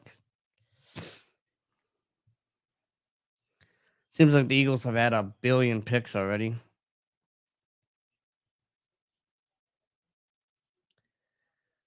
Um, let's see. Eagles, Quentin Mitchell, cornerback Toledo, maybe the best cornerback in the draft. I think it's either him or Kool-Aid. Cooper DeJean, another cornerback people love. Then they picked a guy from first ever draft pick from Houston Christian, Jalex Hunt, defensive end. Will Shipley, Clemson running back. And he's, a dual threat, pass catching type running back. Then Aeneas Smith, wide receiver from Texas A&M, who is a slot receiver type guy. And now they are about to pick again for the Eagles. Jermaine Of course, the Eagles picked Jermaine Trotter Jr., Jermaine Trotter's son. Of course they do, because he played for the Eagles. I love it. I love the pick. Jermaine Trotter Jr., Clemson linebacker, goes to the Eagles. 6 foot, 228. He's a smaller linebacker, but he plays for the same team his dad played for. That makes perfect sense.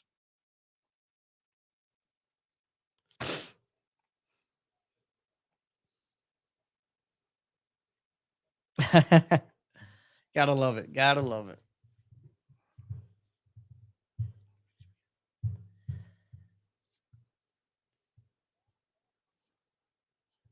Oh man, I'm excited for JB to come on here.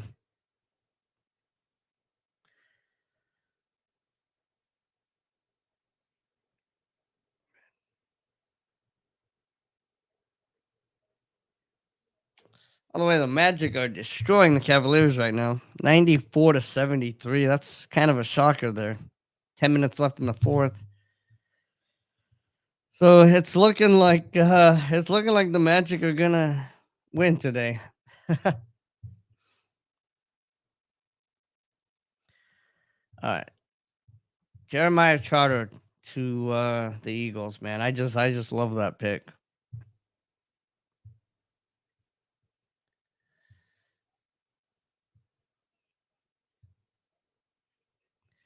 Like father, like son, both playing for the Eagles.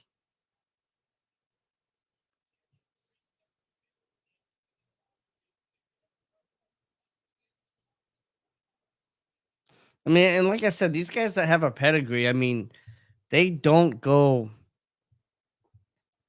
uh they don't go and JB the ticket's gonna be on soon, guys. But these guys with the pedigree like Jeremiah, they're not bad players. Like they're never at worst they're a backup for many years. But I mean, these guys with pedigrees, they always pan out. So I mean, it's just surprising that Jeremiah Trotter. It's awesome that he goes where his dad played at the Eagles, but it's such a safe pick. I mean, at worst, the guy's gonna be a good backup for many, many years. Um, and at best, he's gonna be a star. But I mean, it's just these are guys that you would think would go higher because the risk factor just isn't as high. Joe Perez. Joe Perez says the Raiders had the best draft by far. I don't know what that means. I don't know what that means, Joe, because I mean, do you mean like ever? Like clearly not the best draft in history, right? Um, you know, clearly not the best draft in history, but maybe the best draft in the last 5 years, the last decade. Uh, or do you mean they had the best draft for any team this year?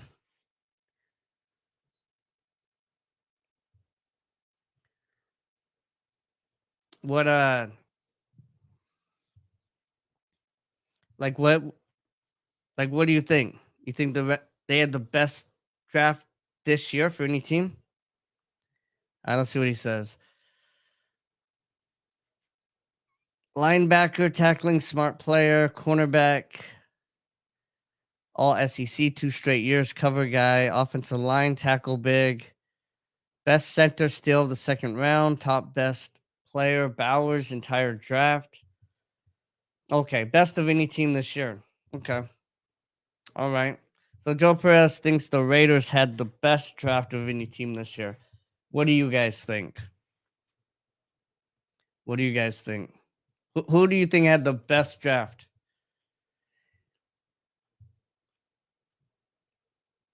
Mm, that's a dang good question.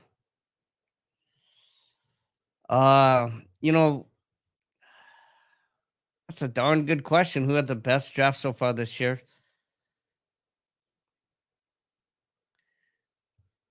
Um,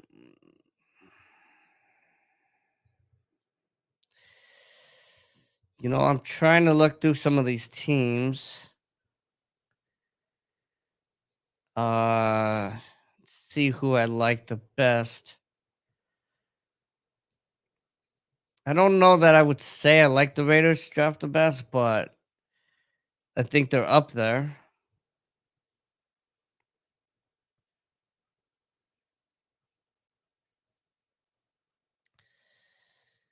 Uh,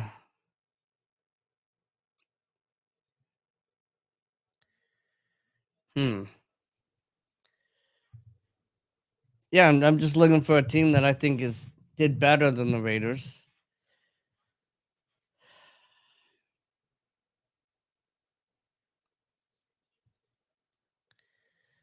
You know,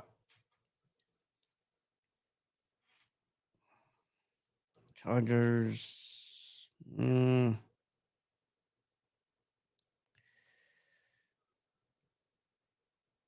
Just trying to sift through some of these teams.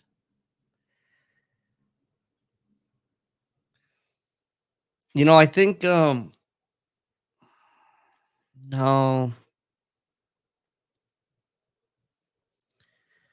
I still like what the Patriots did. I do like what the Patriots have done so far pretty well. I like the Saints a little bit less now that I remember that Derek Carr is their starting quarterback. But I mean, how long do you think how long do you think that Carr has now that Rattler's been drafted, Joe?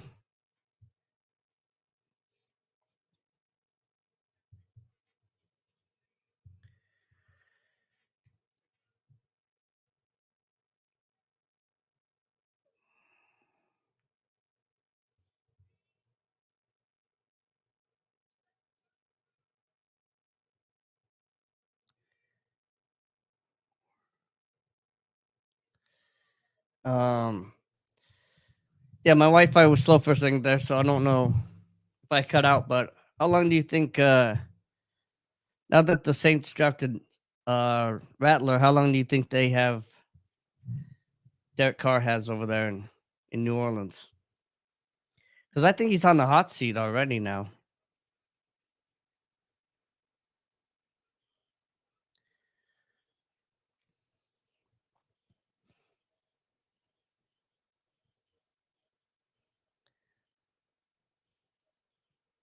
Okay, Jamari Thrash. I told you guys earlier, like half an hour ago, that I liked him from Louisville. He goes to the Browns. I think that's a great fit for the Browns. 6 foot, 188.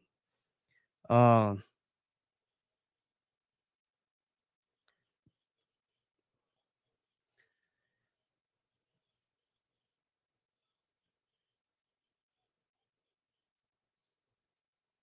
okay. So the Panthers pick a cornerback from Washington State, Cha Smith Wade, 5'10", 180. So, he's gonna yeah, he's definitely gonna be a slot. He he's a zone he's a zone coverage receiver. You are not gonna put him in man to man. He's almost like I could almost see him moving to like a free safety kind of thing. That's kind of where his game is. I don't see this guy making it in the NFL.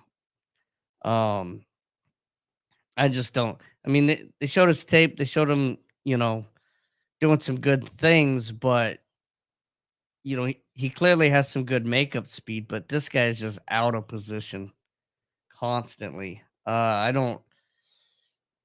You know, I haven't said this word in a while, but I think that's a bust material right there. I mean, is a fifth rounder a bust? I don't know, but I don't like this pick by the Panthers. Charles Smith Wade from Washington State. I'm not a fan of it at all.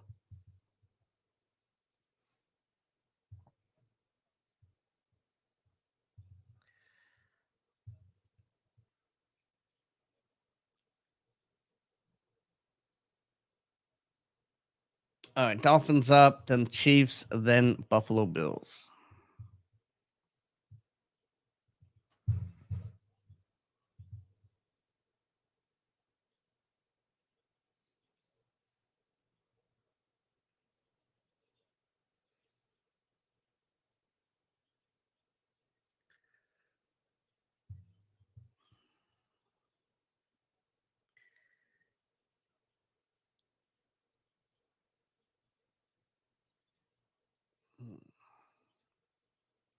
All right, guys, give me one moment. I'll be right back. Give you a little radio silence here for a minute.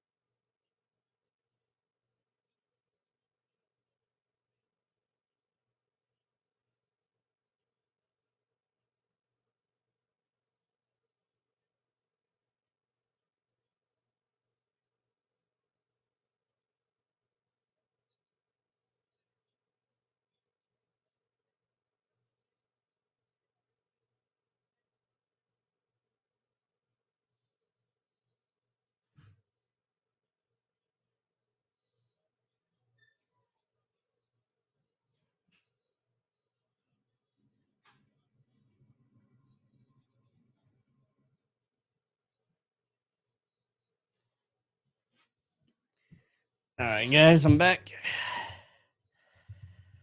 Let's see what I missed. Oh, Bills picked. Okay. So Dolphins, Mohamed Kamara, Colorado State, 6'1", 248. So he's like an edge linebacker, outside linebacker. Center from Penn State goes to the Chiefs, Hunter Norzad, 6'3", 317. All right, nothing special. And the Bills pick a linebacker that I don't even know how to pronounce. Eddie Fuan Ulofushuo. I don't even know how you say his name. But he's from Washington, linebacker, 6'1", 236. Washington had a hell of a season last year, so you know he's you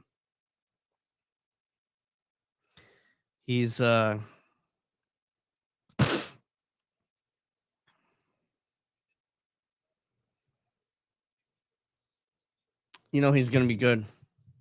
Maybe. We'll see. But yeah, I mean he's kind of small for a linebacker. But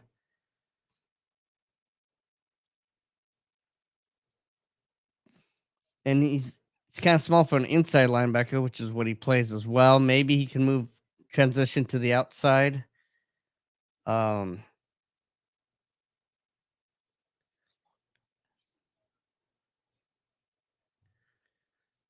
so he had a good championship game, national championship game.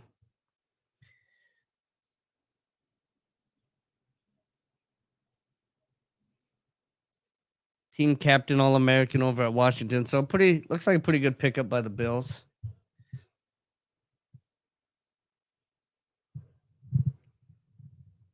Washington picks up safety Dominique Hampton, 6'2", 215.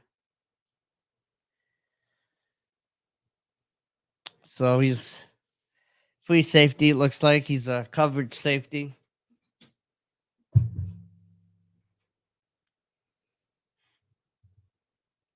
A lot of safeties this year, man. I'm just shocked about the amount of safeties and defensive tackles picked. Yeah.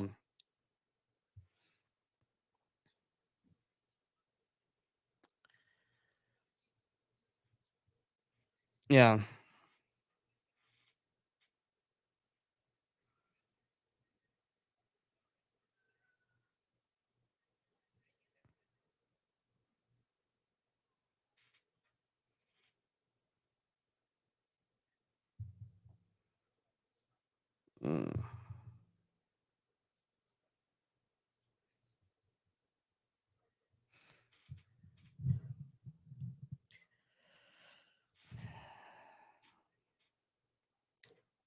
All right, guys. So we got Cardinals and Bills again, and then Colts and Ravens for the next 4 picks coming up.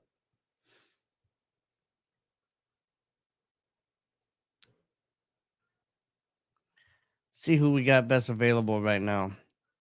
Somehow Brendan Rice still has not come off the board from USC, Jerry Rice's son. Again, going back to that pedigree. When you have a pedigree, guys that have had a pedigree coming from the NFL, even if it's not a father son, even if it's like a brother or an uncle, or I mean, look at all the Matthews brothers that all the Matthews family that came through.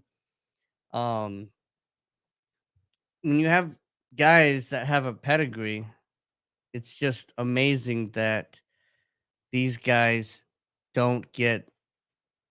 I mean, it's a pretty safe pick. It's amazing that they don't get picked. I mean, there's still some really good guys on the board. For all the guys that apparently need a defensive tackle, I'm surprised Mekhi Wingo isn't gone yet. Um,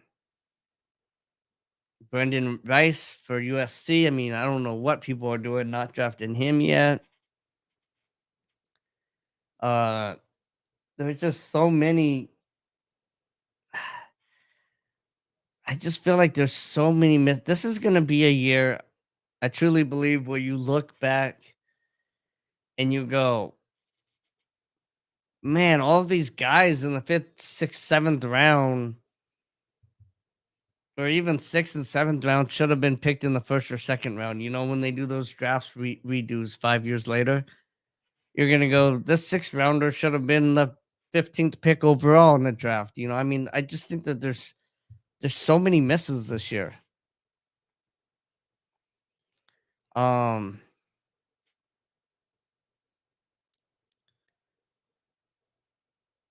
yeah, this is wild.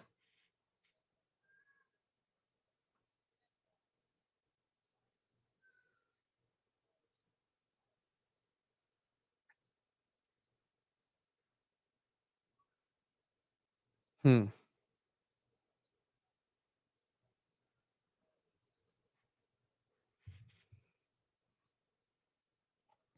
I mean, even when you had guys like uh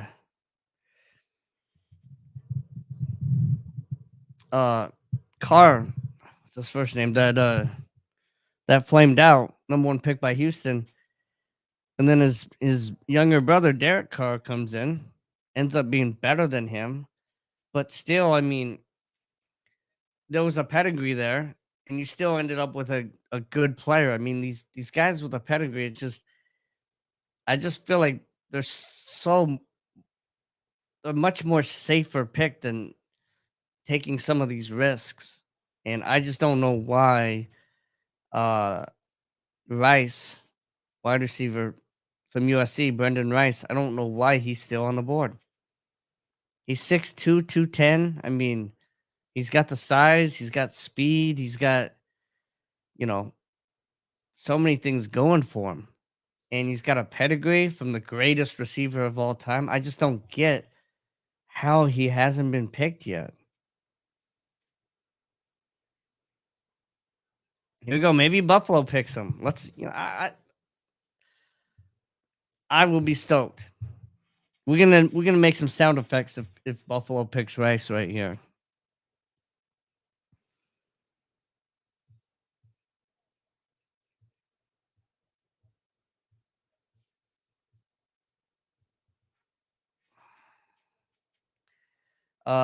Cardinals pick Christian Jones from Texas, offensive tackle. I like that pick. I think that's a good pick.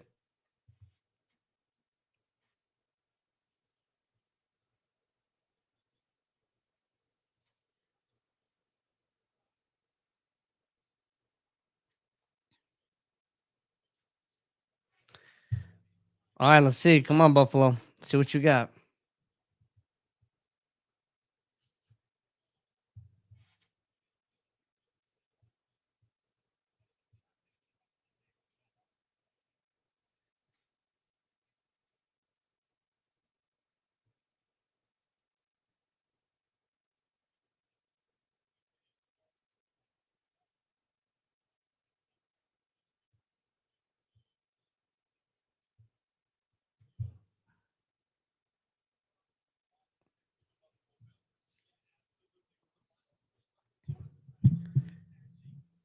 All right, guys, and again, JB, the ticket will be on shortly. I know I keep saying that, but he will be on. I have talked to him, and he is coming on soon. I know that.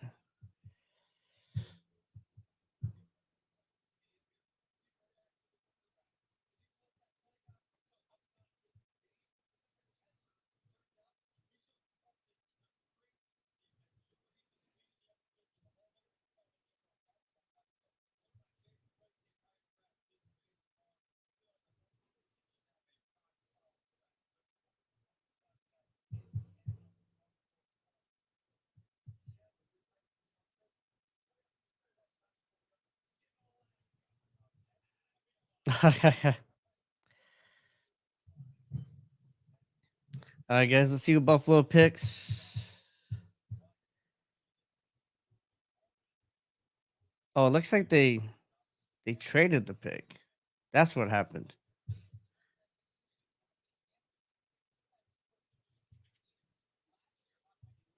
So Green Bay's picking right now.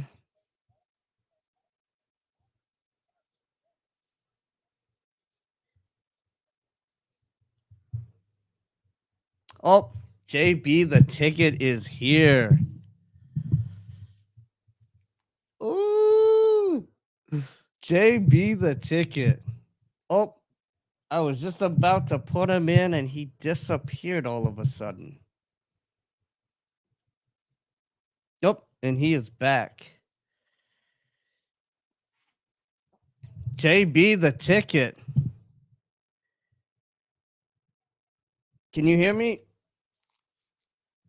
I cannot hear you. Oh, here we go. Hold on.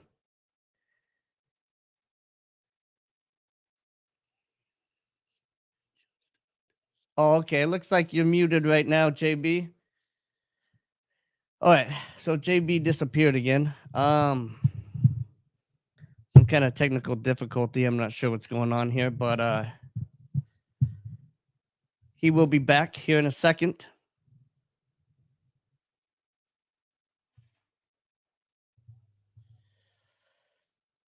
Mm.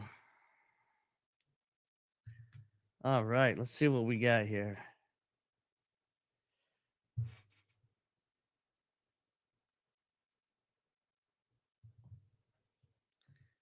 All right. Well, JP disappeared for a moment, but I'm sure he will be right back. Green Bay just picked up Jacob Monk, center from Duke. 6'3", 300 pounds.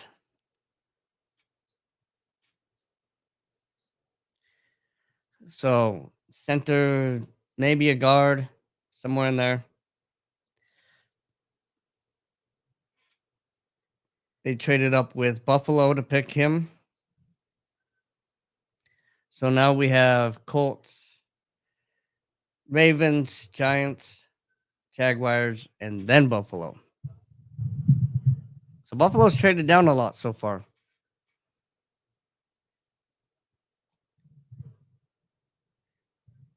I do not know what happened to JB, but I think he will be back shortly.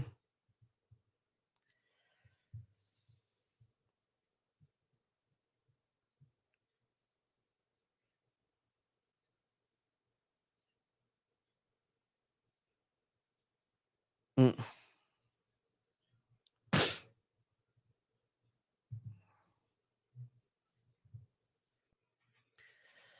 All right, let's see what happens.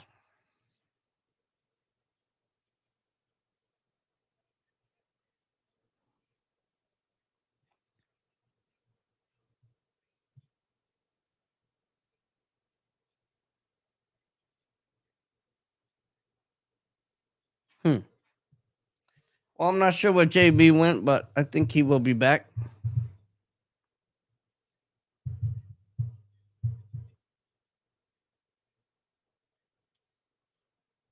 I know he was having some technical difficulties before, but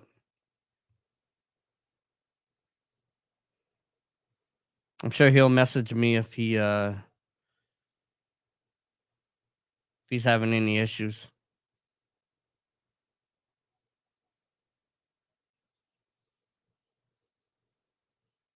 Hmm.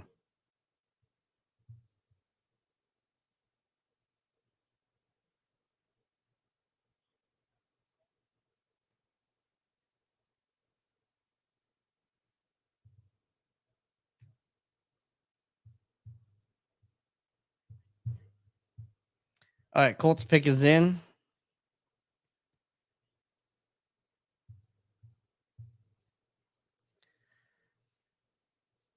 Jalen Simpson from Auburn, safety. 6 foot 175.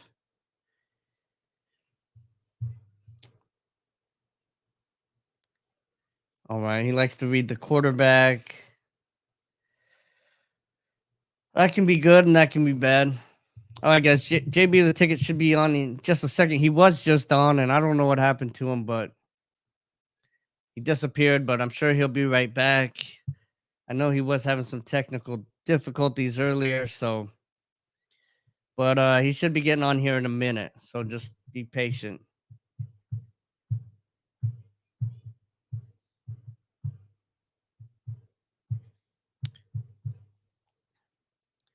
All right, so we have Ravens coming up, Giants, Jaguars, and then the Bills, who moved down yet again.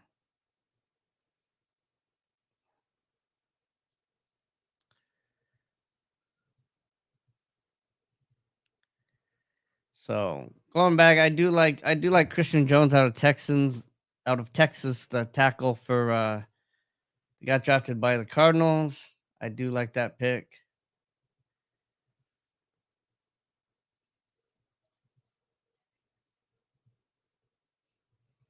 And again, I love that the Eagles picked Jeremiah Charlie Jr.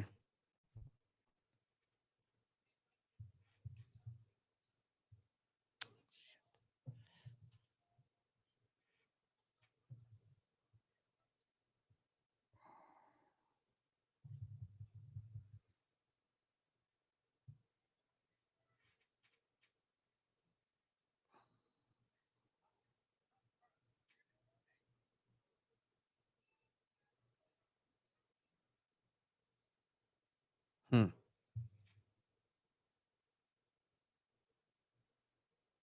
Oh, JB the ticket is back.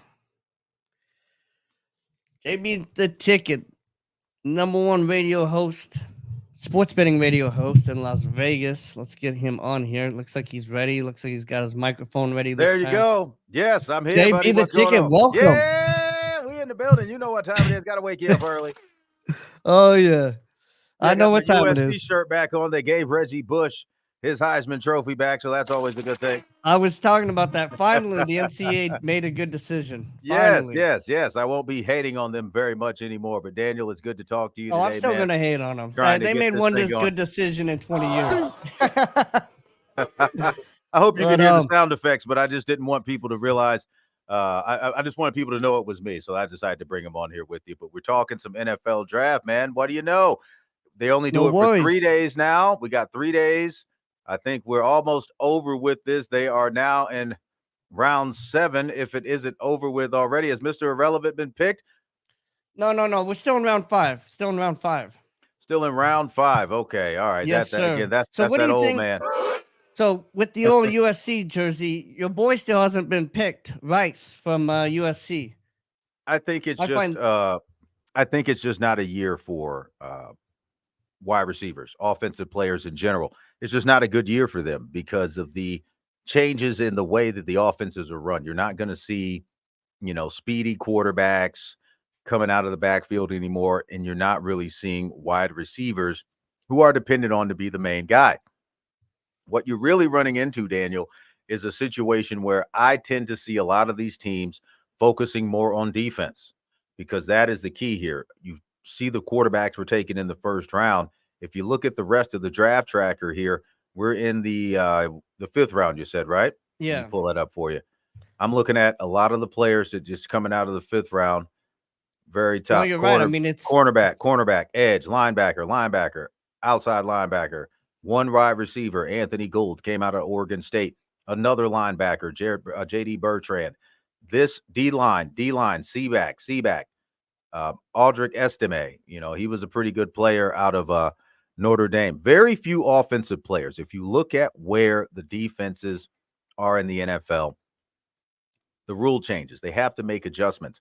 It's much easier to get a linebacker and have a strong defense rather than get, say, a diva wide receiver or a diva running back, and they end up with the injuries because that's where the big question, if you will, is can they stay healthy? You look at the fanfare that you saw from Ezekiel Elliott about, 4 or 5 seasons ago, maybe 10 seasons ago where he came in, but this guy can't find a team, probably won't be on the sideline as a coach. So you have to ask yourself, really, when you look at this draft and you notice there weren't that many draft props in the sports betting arena either, and that's very telling because when you come into it, like I said, teams know what they need now. They need defense. And if you can't get a defense that can stop a high-powered offense, then you're really not going to win any games. And the offenses that we've been seeing here in the NFL, we even look at what happened last year with the Kansas City Chiefs. They're just not dynamic. You got Rashee Rice. He's making questionable decisions down in Texas, crashing. But you talk about the kid Brendan Rice, the wide receiver son of former all-time great Jerry Rice. And I think it's just he's going to need to go to the right situation. Okay. He is one of those guys who essentially had the name, but he didn't have the hype. Okay. He didn't have the pressure. right. And he played on a USC team that underachieved. So if you look at Caleb Williams going number 1 and then his targets going number 0 so far, that should be telling about the ability of Caleb Williams to get people that good to get into the NFL. Because I heard on the show the other day about, and I saw this myself, I talked about this on the show. Caleb Williams runs out of the pocket. Okay. He's a guy that if he gets out of the pocket, he can make a play. You got guys who can kind of move around with him, if you will. That's college. In the NFL, if you've noticed, you've picked up about 55 edge rushers so far in the draft. Right. These guys are just as fast as him, maybe even faster. So what I would like to see, the type of team that I would like to see Rice go to is a team with an established quarterback. He needs to be playing under an established head coach to essentially give himself the best opportunity to be successful in the NFL, because the wide receiver position, while it may still have importance, you're just not seeing that same factor in the draft. There's tons of guys in trades, signing trades. It's still a business. They got to save money. But the fact that he hasn't come off the board yet, it doesn't really matter. I mean, look at Amon Ra, Amon St. Ra. You know, he's a guy, Super Bowl caliber type player playing over there in Detroit, doing his thing. And I don't think he was a first rounder. I think he was really late, maybe a fourth, fifth round draft pick. So with a lot of these skill position players, the way the draft is gone and the way the money is going with the free agency, they don't necessarily have to go in the first round to make a roster.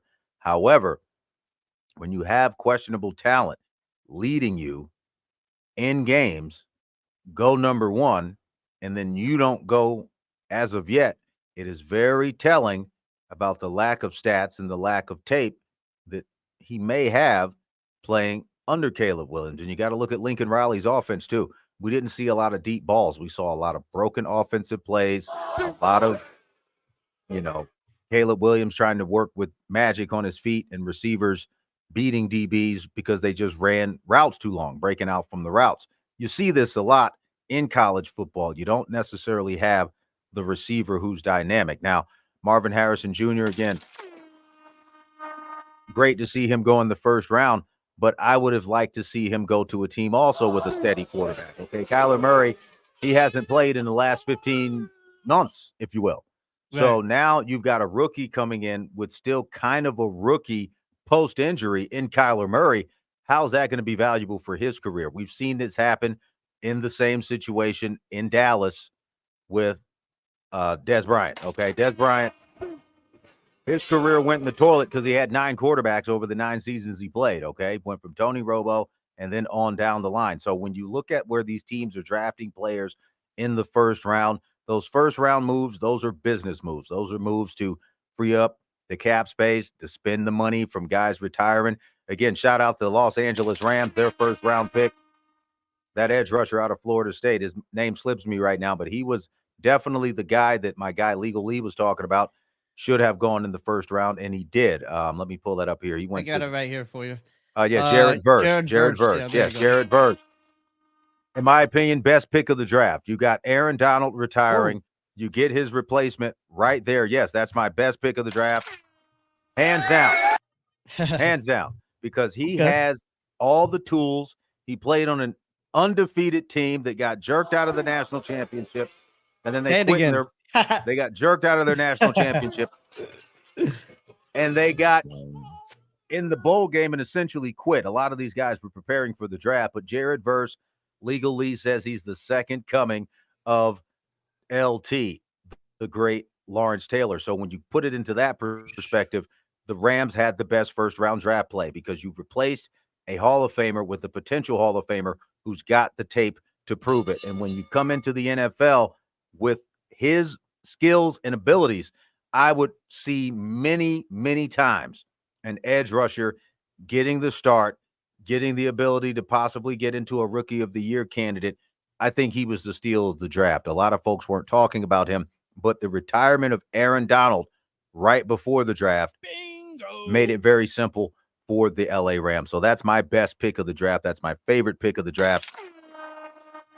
Everything else, yes, everything else is a business decision. I'm looking here. The Raiders, I like their pick. A lot of people are giving them a hard time. Brock Bowers is one of the best tight ends that we've seen come out of college football since Gronkowski back in the day. Michael Mayer was also a very good and serviceable tight end in college, and he got some NFL reps not tomorrow, but he got NFL reps last year with the Raiders. So when you go into that perspective, I'm thinking that the Raiders offense is going to probably do a 2 tight end set a la the Patriots back in the day with Aaron Hernandez. Yeah, I know. And Gronk, okay? And Gronk. And that was working for them. That was a great offensive opportunity for them because when you look at where their deep ball threat is, it's Devontae Adams. You double team him, then who do you got? Not much else, right? So what's the best way to move the ball down the field? Take a page out of your nemesis book, the Kansas City Chiefs, and get yourself a quality tight end and maybe even backup quality tight ends. I like to see them both on the field at the same time. But what made Kansas City go late in the season was Travis Kelce. He was balling. He took the main season off. The regular season, he was asleep at the wheel hanging out with Swift. But when he got into the playoffs and the big game, he was able to produce. And that's what you need now, because the NFL, it changes over the course of the type of players that are featured and the type of players that have most of the impact. In the 90s, it was the era of the running backs, from Emmitt Smith, Edgerrin James. I mean, you Oh, go yeah. Thurman Thomas. I mean, Barry the name is Sanders. Barry Sanders, the great Barry Sanders. I mean, they're in Detroit for the draft this year. So many great running backs in the 90s. Oh, And then yeah. in the 2000s, that was the year of the air it out quarterback. The air it out Right. quarterback, the do it all quarterback, the dual threat, the Michael Vick era, the dual threat quarterback, a guy who could throw it 100 yards and run it 100 yards. Okay. Then when we got into the 2010s, that was when the defensive players began to shine. The D-backs. We talked about Revis Island. We start talking about Josh Norman. You ain't normal. Shout out Jay-Z for that lyric. Now we're coming into the 2020s, and we're seeing a resurgence of a position that my favorite tight end of all time, Jay Novacek, down in Dallas. The tight ends and the edge rushers are having their moment because they essentially have to block each other, but they also can affect the game. The tight end being a mid-range stretch receiver, a money dime receiver in the red zone, and then the edge rushers, they just keep coming. The sacks that you see now, a lot of interior linemen haven't led the league in the sacks. Long gone are the days where you see a guy like Warren Sapp coming in as an inside defensive tackle leading the league. It's about the edge rusher because of the speed and the dynamicism of the quarterbacks who had come before that. Now, with that being said, these new quarterbacks are not that mobile. Michael Penix, I think, was the first mistake in the draft. You've got, Oh, yeah, no, I disagree. I mean, the Falcons. No, come on, the Falcons. Let's talk about it. The Falcons had Desmond Ridder, who's a serviceable quarterback, but they stunted Desmond Ritter's growth by trying to hand the ball off to Bijan Robinson. Look, the Dirty Bird running attack is not coming back. Let me say it again. The Dirty Bird running attack is not coming back. Now you pick up a quarterback in Michael Penix, who, again, for all talents and intents and purposes, great football player at the college level. But why would you want to have that much controversy in your quarterback room? Daniel, I'll ask you that. Go ahead. I'm used to asking you the questions this morning, but, you know, this is your show, but that's what I want to know. You said you didn't agree, so I'm trying to figure that out. No, I because don't that know. I quarterback don't room is agree. full. I think Go ahead. I think by far he's the best quarterback in the draft if he stays healthy. Penix is the best quarterback. Can he stay healthy though? He's had 3 major injuries. He got hurt again at the end of the season, but if he's healthy, he's the best quarterback hands down, in my opinion. Also, I just want to go back to something at the very beginning, going back to Rice, because I was making this point earlier with Jeremiah Trotter Jr., which is really cool. He got drafted by the Eagles, which is where his dad played. But one thing about Rice is, Brendan Rice, when you have these, when you have guys that come into the league that have pedigrees, right? Mhm. The Trotter or, the Mannings or the Matthew brothers and uncles and Right. Go stuff ahead. way Go back ahead. when for Yep. Bruce Matthews on. When you have these guys, they none of the pedigree guys, they don't bust. Like they might, at worst, they're gonna have a great career as a backup, but you never see these guys with pedigrees just completely bust out. And so Well, I it's think like that's it's a because, very safe yeah, pick to pick somebody like this instead of taking a risky pick. So I don't understand why Rice hasn't gone yet, because there's a right, pedigree there, right. and he's not gonna just bust out. He's not gonna be a bust. No, he won't. I think that he's going to end up like a T.Y. Hilton, coming out of a big school, but getting the respect of a small school guy, but still tearing it up in the league. Another first round pick that really threw me for a loop here. And I like the guy. I think that he's a good football player, but this is the place that quarterbacks go to die. Bo Nix going over to the The Broncos. Denver Broncos. I am very sad about that. I think that his career could be in trouble at this point. Okay. He was a little bit long in the tooth, transferred out of Auburn over to Oregon. And now he is in Denver, where we've seen their last 4 or 5 quarterbacks drafted, gone. I told this to my friend on Denver Sports Betting, Ryan Garcia, not the boxer, but the owner of Denver Sports Betting, Ryan Garcia. I told him this about 5-6 years ago. He thought Drew Lock was the guy. I told him unequivocally then, he ain't the guy. He's going to unlock the door and go to sleep. And then we've seen the round robin. They also, I think they picked up Zach Wilson. Okay, so now you've got a full quarterback room of guys who cannot play. So when you take a rookie and put him in a room with guys who can't play, how do you think that's going to affect him? The only guy that I think can get in his ear to make him successful is John Elway. Without John Elway's tutelage, Bo Nix is going to have a long road in Denver. I mean, who do they have on the offensive side of the ball? They just got rid of Jerry Jeudy. Jerry Jeudy didn't do anything. They traded away Noah Fant. They were building a decent offensive juggernaut around COVID pandemic time, 2020, 2021. And then they got greedy and stupid and went and traded away everybody for Russell Wilson. I mean, come on. Yeah, I mean, his arm had been gone. I mean, that was a disaster. I told everybody that. I said his arm was a disaster. Not only is his arm gone, he was a star in his own right. But a lot of people, especially people who already look at him kind of as a square, felt that he should have overrode Pete Carroll in the Super Bowl and given the ball to Beast Mode. But because he didn't do that, he lost the respect of the hood. You don't see a lot of Russell Wilson jerseys running around, and then he got the rap beef with Future and all that stuff that I tend to make jokes about because you're in the public forum. People do this in private all the time. But the reality with the Denver Broncos is they are exactly who Homer Simpson think they are. Okay, remember when Homer Simpson was gifted the Denver Broncos and he wasn't quite happy about it? That's kind of how I feel about that team. It's just one of these teams where everyone talks about in Raider country, oh, we got to beat the Broncos. We got to beat the Broncos. You know the easiest way to beat the Broncos? Just don't show up to the stadium, okay? They're going to beat themselves. It's just what it is, you know? So that's the easiest way to beat the Broncos. They're not winning anything. They're not doing anything this year.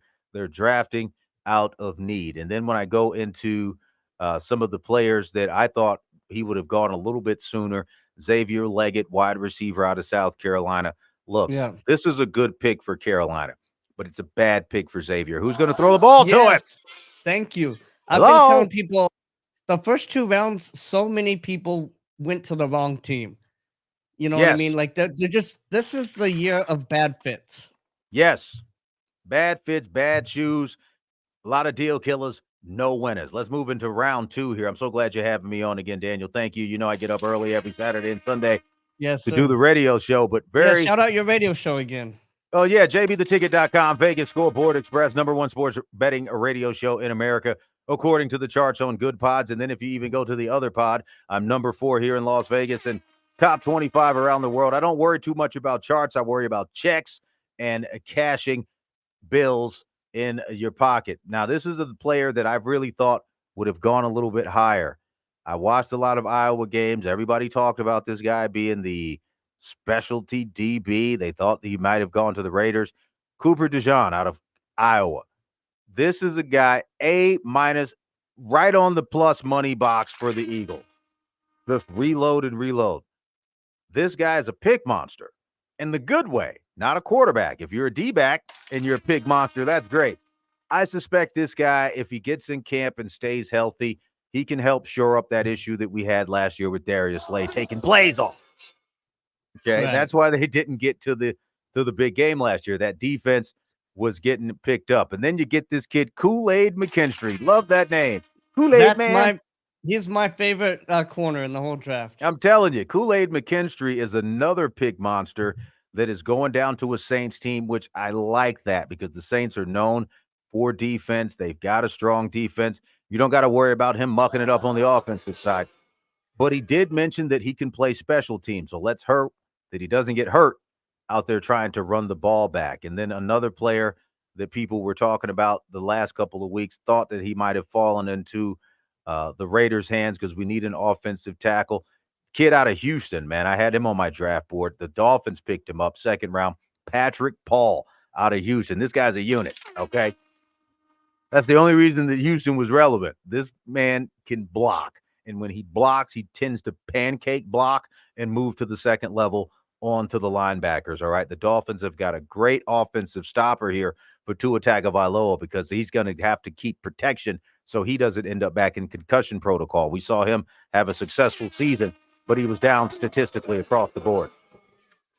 He tricked you all with that 70-point outing, and then after that, it was deep in the toilet. You know, I like to tell you, 2 turds in a bucket and see which one goes down first. Let me take another look at a player here that a lot of folks didn't have on their list, but I've been watching these guys. Renardo Green, cornerback out of Florida State, okay? I love the Florida State guys because that's an undefeated team. If you're a GM, if I'm a GM and I'm drafting players and they're players of caliber that can play in this league, I'm going to ask you, was there any team in college football that was undefeated or close to it? And when you tell me that the Florida State Seminoles, a team that is known for sending top draft choices to the NFL, one of the favorites, and he's now coaching college football at Colorado. Shout out to Coach Prime. He was another Florida State alumnus. Renardo Green is going to be a sleeper DB in this draft, okay? He's got all the tools of Darrelle Revis. He doesn't have the greatest hands to get interceptions, but he is a shadow cover corner. This is a guy that if you're going to go one-on-one, give it 1 or 2 seasons. If he makes it and he stays on this team, he will be the shutdown corner for the San Francisco 49ers, something they have needed desperately in their division. But I'll go ahead and go back over to you, Daniel. Again, it's your show. You're just hanging out with me. Thank you so much. What else you got for me? Go ahead. Go ahead. I mean, so you did talk about the same. I have a question since we all know you're in the Raiders country. We know you're a Raiders fan, Yes. but Yes. So as you know, Derek Carr is now with the Saints, and the Saints picked Spencer Rattler. Do you think that means Derek Carr's time is numbered there, or do you? Yeah, I mean, he's got to be numbered there. The guy's long in the tooth. 175 years old in the NFL. He should be collecting AARP, should be on the sidelines. He's got to help Spencer Rattler, another dynamic player that I do like coming out of his draft. He's got to help him develop, and he's the perfect guy to help Spencer develop. If Spencer is somewhat religious and can respect the things that he brings as far as the spiritual level to the game, I think it's a great fit. Shout out to Spencer Rattler for going to one of the best guys that I know in pro football, and Derek Carr. That entire Carr family's upstanding people, good people, God-fearing people. They are. That's a very, very good team for him to go to. Very happy for Spencer. Now, you mentioned some things about the Raiders. We did pick up another sleeper D-back, DeCameron Richardson out of Mississippi State. Now, this is a guy who plays off ball. He's a zone magnet, though. He tends to know where he's at in his zone. He's got great side-to-side, line-to-line speed, okay? He's not going to be catching people from behind, but you won't get past him, okay? If you're a slant receiver, this is not the type of guy you want in front of you. 6'2", 195, brute. He's going to hit you. He's going to get penalties. It's a great pick. If he could pick up an extra 20 pounds, he might be able to double as a strong safety in the blitz. He's got the speed, okay? He doesn't have hands to be a pick monster, okay? However, in the zone, don't throw it near DeCameron Richardson. If you complete it, you're not going to get any yards, or he's going to knock it down. I really, really like that pick, okay? Delmar Glaze, kid out of Maryland. He helped Tagovailoa's little brother stay relevant, okay? This was a kid who I don't think he's been drafted yet as well when he was coming out of Maryland to his little brother. But that's the reason that's the reason that Maryland has stayed relevant. Delmar Glaze, another one of these guys, moves well on the line. The only issue that I have with him is balance. This is a penalty monster. They're going to have to work on him with his balance. I saw him get too many. And again, this is just human nature. If you're 300 pounds, you're 6'5", and you get into a 3-step stance on the offensive line, some weight might shift. You might fight. You might have a little issue. Might got to scratch your nose. I saw that a lot with this kid, but he's good, okay? If they can get his balance right, help him keep his set and explode off the football, he should be a decent addition to that offensive line. Don't want to see him start yet. I want to see him maybe be a third down offensive line. Somebody come in, get some run block experience, maybe put him on the kickoff team or the field goal team. He's got to master his balance, though. You can't be falling forward and getting 5-yard penalties when we was 3rd and 1. You know, you can't do that. We don't want that to happen again this year. Jackson Powers Johnson, another inside outside lineman. Now, again, this is a guy who could be the center that we're looking for. Good squat.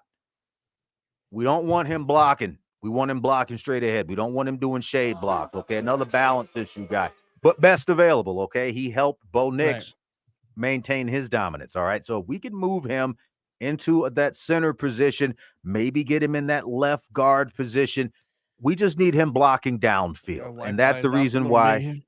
Yeah, and that's the reason why Josh Jacobs left. Okay, because we didn't have a downfield lineman to block for him. So while he led the league in rushing the year before, and they didn't give him the contract, and knowing the people that we know, we knew he was going to be out of here anyway. But the point that I'm saying is, because the Raiders now are going to have to go with Zamir White, they're going to have to use their running back room succinctly.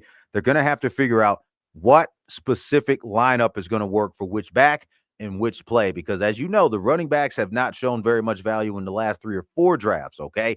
And they're very, very low value in free agency. You remember last year, I was the first one to break that story about running backs having no value. And then what happened the next week? Austin Eckler, right? JB. Yep. Yeah. Hello. Yeah, I remember. Yeah, these guys were listening to me probably talk at lunch. The next thing I know, I'm sitting there like, hey, why'd all the players leave? Oh, I guess I was talking loud. That happens. But I got to bet. I got to make this money with the bet again. Thank you so much, Daniel, for having me come on DS Sports Ledger. Again, I'm JB the Ticket, host of Vegas Scoreboard Express, live each and every Saturday and Sunday, 8 a.m. to 9 a.m.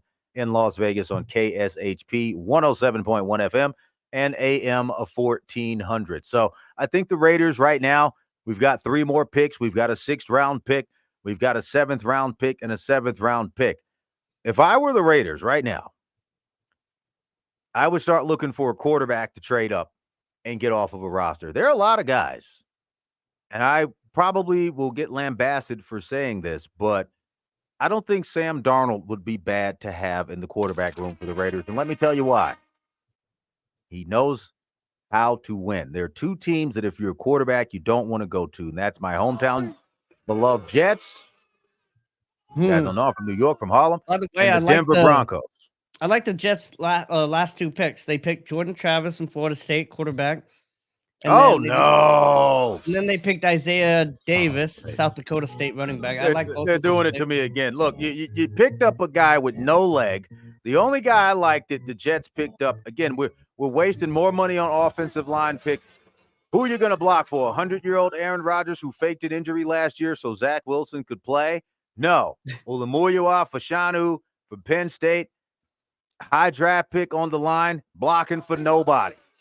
Okay? Aaron Rodgers at 50 and ayahuasca is not the same Aaron Rodgers who wanted to come out of Cal and prove something for getting left in the draft room. Malachi Corley, wide receiver out of Western Kentucky. He plays like a running back, catches like 1, 2. I mean, come on.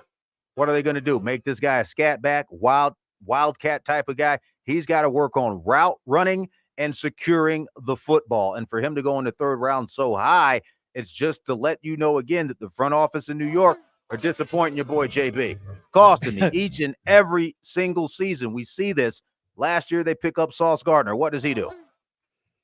He was good. You can't play defense by yourself. Right, but he was the defensive player on an already decent defense, and they have no offensive capability. I told you within the first 5 minutes, Aaron Rodgers decided he was taking the season off. That wasn't an Achilles injury. He got up, came to the huddle, and said, "Oh, I forgot that agreement that I had with Josh over there. I'm high on ayahuasca. I gotta go." And then we pick up Braylon Allen, okay, running back out of Wisconsin. Again, he's a athletic running back. What does that do in the NFL for you? Nothing. Yeah. This is the type of guy. Again, the running back position, I'm sad to say, it's not valuable. You got defensive linemen who are faster than these guys. This isn't you run through a line of defensive players and beat the linebacker with a spin move. These guys are running 4.2, 4.4. These are defensive linemen doing this. So you mean to tell me you want me to hand you the ball 10 yards behind the line of scrimmage, possibly lose yards, with you getting hit and tackled behind the line of scrimmage. And then to get 10 yards as a first down, mathematically, you have to go 20 to 25 yards. Give me a break. The math ain't mathing for these running backs. The times have changed. It has changed. The defensive players are that much faster and they're that much stronger. You're not going to have an Emmitt Smith type of run play because Emmitt Smith used to carry the ball 40, 50 times a game. Most of these running backs now, they're getting 20, 25 touches, and they're getting 68, 70, 80 yards. If that. So when you look at him coming out 6'2", 245, long gone are the days of Ron Dane. That's what they're trying to bring back just on the other side of the river. It's not going to happen here. Jordan Travis, I'm disappointed. I wanted him to go to the NFL, just not with my team. Okay, give him a chance. He hurt his leg. We know that, but I didn't want him on the Jets because, again, we already have gone through 500 terrible quarterbacks. Now we've got a guy that can't play. This guy's got an ACL, one leg, something, and you go in and you say to yourself, my Jets, hometown Jets, I'm a Jets homer, okay? In 2009, I sat in the black hole with Raiders fans. I was the greatest game ever with Raiders fans rooting for my Jets, and Mark Sanchez beat the Jets beat the Raiders like 42-45 to nothing back in 2009, October 25th. You can check the record. The Jets took it. However, from that point on, from Mark Sanchez, the Jets have been in quarterback hell. Yeah. Whether it's first round, second round, third round, it does not matter. I'm sure there were more available, even Division II, Division III quarterbacks. See, with the NFL, for me, it's all about remaining healthy.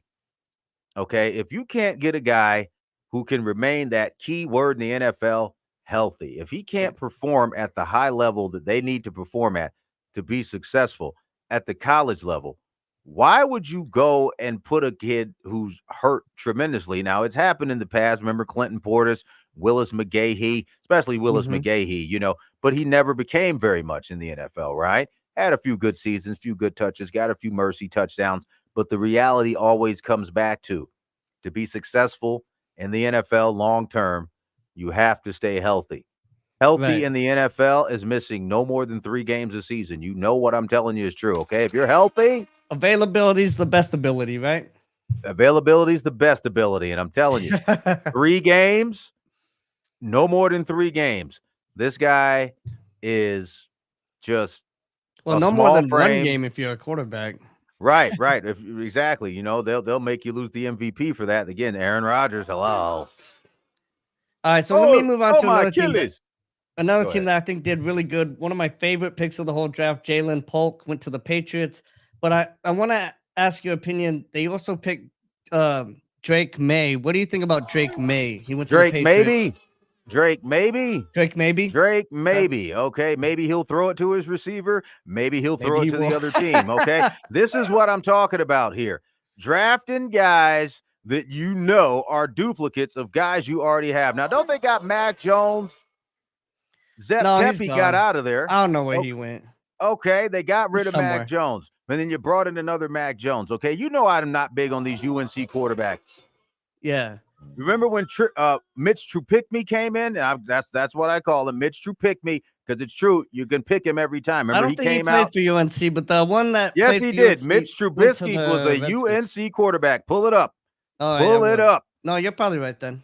Pull it up. Oh my goodness, he cost me so much money that year betting on the Tar Heels. Mitch Trubisky, okay? And this is Drake maybe. I don't see him starting. Belichick isn't there. The Patriots are going back to having a little man on the helmet. Yeah, you're right. North Carolina. That's just what it is, okay? North Carolina has done this to us several times. Yeah, now they have the Redskins guy. What's his name? Yeah, was it Sam Howell? Did you throw ball to the other team? Yeah, Sam Howell. Sam to make you howl. Oh, make you howl because he throws the ball every way. So you got Sam make you howl, Mitch Trubisky, and now the Patriots have picked up Drake maybe. Waste of a pick. It's just mind-boggling. Again, Jalen Polk, wide receiver out of Washington, would have been better to maybe pair him down in Atlanta. But again, the wide receiver position, he just got picked on a best available thing. But that particular pick, in my opinion, worst pick in the draft, especially the first round. Drake May. Really. Right. Because why didn't you take Bo Nix? Bo Nix is 24 years old. He's a grown man. He's played in all the major conferences in college football because that's what they let them do now. And in my opinion, out of all the quarterbacks who came out in the first round, Drake May is the most game ready. He's ready to step in day one. There's not very many quarterbacks that have been drafted after the age of 23. Excuse me, Bo Nix is ready to step in day one. Yeah, go ahead. Say that again. But he's 24. There hasn't been very many quarterbacks that have been drafted that were 23 years or older when they got drafted that have really worked out ever in the NFL. But so these older guys that come into the NFL late, none of them really work out. Chris Weinke did well from Florida State back in the day. He was a late bloomer. Not really. Jake Plummer was a decent bloomer out of Arizona State. He went on a Mormon mission, Jake came Plummer back was to better Arizona than State. Weinke. But when you go into the quarterback sideshow here and you say Carolina, I don't want any quarterbacks out of North Carolina. I'm just sorry. That's not a quarterback school. It's pull up the last 5 quarterbacks draft. I'll do it right now. Last 5 quarterbacks, because I forgot we're on the live stream show here. Last 5 QBs drafted. Yeah. From UNC, and I'm going to use not just anecdotal hating here. The last 5 quarterbacks drafted. List of Carolina Tar Heels in the draft. Okay, here we go. Pulling it up right now. All right, I'm going to throw some names at you. All right. Oh, boy, we're not going to go that far back. TJ Yates, 5th round. Okay, there you go. Okay. That's the first one there. Decent Drake backup May. kind of game. Yep. Oh, my goodness. They had Ronald Curry. Yeah, there you go. Ronald Curry. Yeah. Nobody knows. I mean, should I continue? No, you really don't need to. This is not where you want to go. I'm telling you.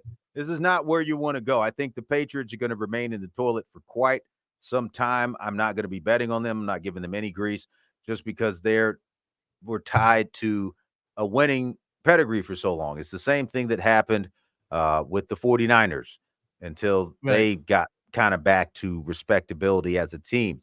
But they had Steve Young, and before that, they had Joe Montana. So we got used to seeing the 49ers in the Super Bowl or near it for many, many years. We're just seeing them sniff the Super Bowl again in these late 2000s, 2020s. Now, let's go to another team that a lot of people have been asking me about. They're talking about the Minnesota Vikings picking up J.J. McCarthy. I want your thoughts on that because J.J. McCarthy, I think he's an underrated quarterback. So my thoughts on J.J. championship. But my thoughts on McCarthy is just that he doesn't have that it factor, but go ahead. Yeah, no. See, and that's the thing. What I like about J.J. McCarthy is that he went to the right fit. A lot of these guys went to the wrong fit. McCarthy went to the right fit. So he has kind of a leg up on some of these other teams. I mean, don't you agree that that's a really good fit for him? Of all the teams that could have picked him. I think it is. He's going to get a chance to play in a dome. That's I feel like that's probably the best team that he could have gone to. I think so as well. However, he doesn't have anyone to learn under. They got rid of Kirk Cousins. Now, when Kirk Cousins came out of Michigan State, he backed up RG3. Shanahan destroyed RG3's lower extremities with just overplay. And then Kirk Cousins got his chance to start, made himself into a full-time NFL starter, put cash in his pocket. If I'm not mistaken, didn't he go down to the Falcons? Hello? Yeah. And the Falcons drafted Michael Penix Jr. with, I think, the number 8 pick. You guys are driving me nuts. I don't understand. I just don't get it. But he's never going to play. And you've got a starter that has played and proven to be a starter. Now you've got J.J. McCarthy all alone up in Vikings land. Vikings, remember, they got rid of Adam Thielen down to Carolina this past season. Who is he going to throw to? I'm telling you who's really, really mad right now. Justin Jefferson. He's already looking for the door. Okay? Because this is what happens with these young receivers. You look at Justin Jefferson, he should be tearing the league up, right? Right. He is. But he can't. He can't. Oh, come on. Really? Come on now. These guys were not throwing him the ball correctly. Right. And that's why you haven't seen Brendan Rice get pulled out. And you're going to see the same thing happen with Marvin Harrison Jr. Who's going to throw to you? You've got a quarterback who just wants to Kyler Murray cares about completions, not getting the players that he needs to get involved. He cares about completions. If you look, there was an interview with Marvin Harrison's father who said that he told his son the one thing that he did in sports when he played in the NFL was go into the meeting room and say, look, we're not leaving this meeting until we figure out how to get me the ball. That's the best advice that he could have given his son, because he's going to have that same conversation with Kyler Murray every week. Kyler, don't hold on to it and get sacked. Pass it to me. Kyler likes to hold on to the ball too much, and we know that he was supposed to get traded out, but the damages, he's already gotten the coach fired. I mean, come on, man. This coach that he got fired, Cliff Kingsbury, Cliffy Poo, he was a dynamic college football coach who they said was going to revolutionize the offensive way that the new mobile quarterback played. And he got the dream quarterback that he wanted in Kyler Murray, and it cost him his NFL coaching career. Right. I think that J.J. McCarthy, if he's able to rely on his championship pedigree and give himself enough time, he can be a good quarterback. If he's thrown to the Wolves day one, oh boy, it's going to be a long season up in Minnesota. Minnesota also picked up Kyrie Jackson, cornerback out of Oregon. He was in Alabama a couple of years back for the national championship. I think that he's a good fit. The Vikings defense, it ain't been great. It ain't been bad. However, there's one glaring issue that they've had, and that's their secondary. I don't know whether the Vikings are still going to try to go back to being the purple people eaters, having a strong defensive front, couple of strong linebackers, but they got to do something. I think their next two picks should be DBs because they got an edge. They got the quarterback. They're not worrying about running. Again, they got rid of Dalvin Cook. See all these names I'm bringing up to you that were stars? And now they're on milk cartons. That's because the GMs and the individuals who run the rosters on these teams know that the value of those players from game-winning perspective.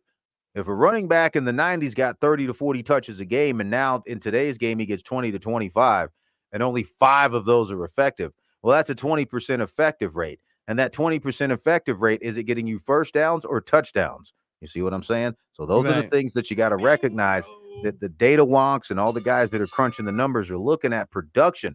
And you're getting a lot more production by having the quarterback spread it around to tight ends and open receivers. That's why the most quarterbacks, they don't look to hand the ball off.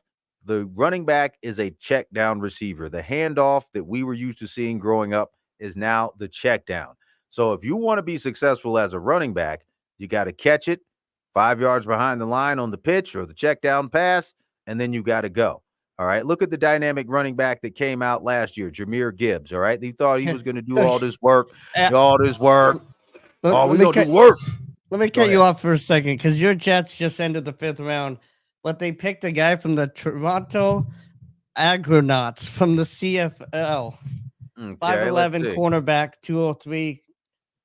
Quantez Stiggers. All right, let me pull it up. The CFL player. I didn't even know they could draft a guy from the CFL. You just got to sign your waiver. Was possible. Yeah, you just got to sign your waivers out of the other league. It's just like any other league. It's like the Japanese players like Ohtani in baseball. But I go to this perspective here with the New York Jets. They're grasping at straws, okay? They got a head coach who's in better shape than half of the players on his roster. Okay, and you go back to what I was telling you before. When you go into this draft, let's talk about the Jets here. What do they have that they need? Offense. Look at what they've drafted.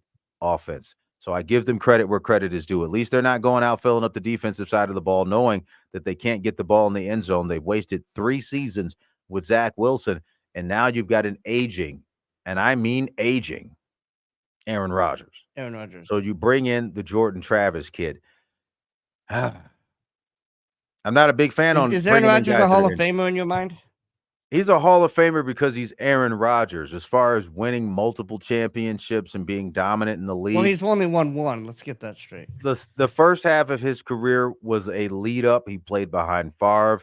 He got his shot. He lived to the maximum of it. And then he found those South American drugs, man. And you know South American drugs. You know when the drugs come from South America. Change your whole game. His career's been on a downward spiral since he discovered that. And I have no faith in him. I mean, Hall of Fame because he's Aaron Rodgers, but the Jets are not even on my betting board this year. Go ahead. Yeah, he's. I mean, to me, he's a Phillip Rivers, but he won a championship. So if Right, you put right. Rodgers in the Hall of Fame, you put Phillip Rivers in. And most people would say they won't put Phillip Rivers in. So I say, well, in that case, you don't put Rodgers in. Well, let's look at it this way. If Peyton I know I'm in the Manning, minority. right, but if Peyton Manning wasn't the big brother of Eli Manning, and Eli won 2, does Eli go to the Hall of Fame? I don't think he's gone yet. Yeah, That's the question you got to ask yourself. So you take 2 quarterbacks that were played in the similar same era. Aaron Rodgers, bigger name recognition, dated celebrities and all these women from Hollywood. And then you go back to the other guy who only won 1 more championship than him, and Eli Manning, and you ask yourself, does he get in off of the merits or the last name? So if you take one, you got to take both. I feel that I said Elon. No, I'm definitely not talking about this guy. Because you know I don't be dealing with the Twitter. You know I don't deal with the shadow banning. You know I have no interest in that. But unless Eli gets in, I think if Eli gets in, Aaron gets in. And if Aaron gets in, Eli's got to get in just for the fact that Eli won the New York Giants a couple of Super Bowls with teams that won with grit. I remember Tom Coughlin, man. I mean, the Giants were trapped. They trained up in Albany. They'd all hang out in Saratoga back in the day when I lived up in that region. But I'm telling you, the New York Jets, this is a draft to forget. We know what they need. They got to shore up the offense. I think that the Jets did the same thing the Raiders did, okay, when they brought in Jimmy Garoppolo. What a disaster that was. And who warned you about it? And who warned you about it first? Who warned you about it first? You were on my show. I told you. Yes, sir. Once they offered him to Poon from Hustler Club and Sapphire, he was done, okay? He's too handsome. They gave him the Subway commercial. I knew we weren't going to see him play. I told you guys this. Dating a porn star. There you go. What was the chick's name? I can't even think. Man, I can't even think because I don't even. I can't remember either. But that's what he was. Her name is Mia something. Mia Kiara. Kiara Mia. That's it. Kiara Mia. Thanks, kid.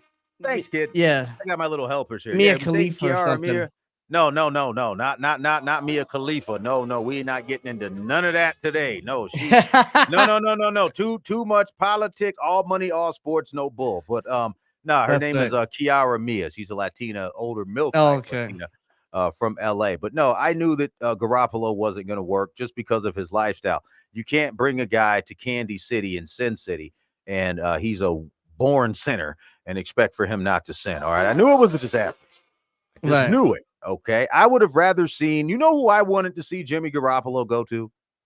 Shockingly, after me saying all this, the New York Jets. He's still going to have that whole Italian sandwich campaign. He can run that with Subway. But New York is a cesspool right now, okay? The women aren't coming outside. It's World War Z. You know, it's the purge. I would have liked to see him go to New York, but he'd have to stay inside of a training facility and get nice for the Jets. And he's still an NFL caliber quarterback, always hurt, always injured. Who isn't playing for the Jets? But I'm telling you, this is a real situation here where the Jets really have to figure out who is going to be their quarterback, because Aaron Rodgers went down in the first 5 minutes. He was training at USC this past weekend again. So again, I'm not being facetious when I tell you this, people. Some insiders told me that you guys saw it on TMZ. They saw it live. Man, huffing, puffing, and vomiting on a running drill. Oh, no. We're going to have some problems at quarterback. And I think the Jets could be a 5-win team this year. I don't think they'll get above 5 wins based on this draft. Now, unless they do some things in summer OTAs, sign a few undrafted guys. I mean, you're already bro, when you're drafting guys from the CFL, I mean, I get it. You know, you want to get guys with experience, but the reality is simple. They're trying to take the best available for their needs. The Jets need an offensive team, period. Their defense with Sauce Gardner and the crew, that's who won them games last year, period. Okay. The Zach Wilson winning that, I think they won the first game because the special teams got it done for them. It was like a punt return or something. But again, special teams and defense, Jets are going to be fine. But we've got to score the football. And what they're drafted in all rounds, offensive tackle, wide receiver, running back, injured quarterback, another running back, Isaiah Davis out of San Diego State. Big and bulky, though. Then you got Yeah. Quantez Stiggers coming out of Toronto CFL. He came out last year, ended up getting traded to the CFL, ended up having to play in the CFL, and now he's back in the NFL as a 5th-round draft pick. So talk about not improving your draft stock even when you play some pro football. I mean, I'm just keeping it real. I mean, come on. I know. I'm breaking it down for you. How do you go pro and you still get drafted in the 5th round again? Yes. I don't Basically the understand that. 6th round, last pick. So it's basically the 6th round. Exactly. So that's the point that I'm making to you. When you look at where the Jets have come in, there really isn't anything outside of their structure than playing football. You look at this kid, and apparently, let's see, he went to freshman at Lane College. All right. Well, we'll give him some credit. All right. I'm reading a little bit about his story. He went to Lane College, which is a small NIA school. He's out of Georgia, something called Best Academy. Basically, we're talking about history right here on your show. You're going to want to pull this up. All right. If I'm reading this correctly, I think this is the first man ever to go straight from high school to the NFL. Man, this guy has got no college experience, okay? It says that he went to Atlanta, Georgia, Best High School, and then somehow ended up into the Toronto Argonauts. And wow, this guy's a history maker. I'll give him credit where credit is due. Shout out to Quantez Stiggers. Well, that would This make man sense. That would make has sense why he'd never- be a 6th-round pick. It says it right here. Stiggers did not play college football. My man, there you go.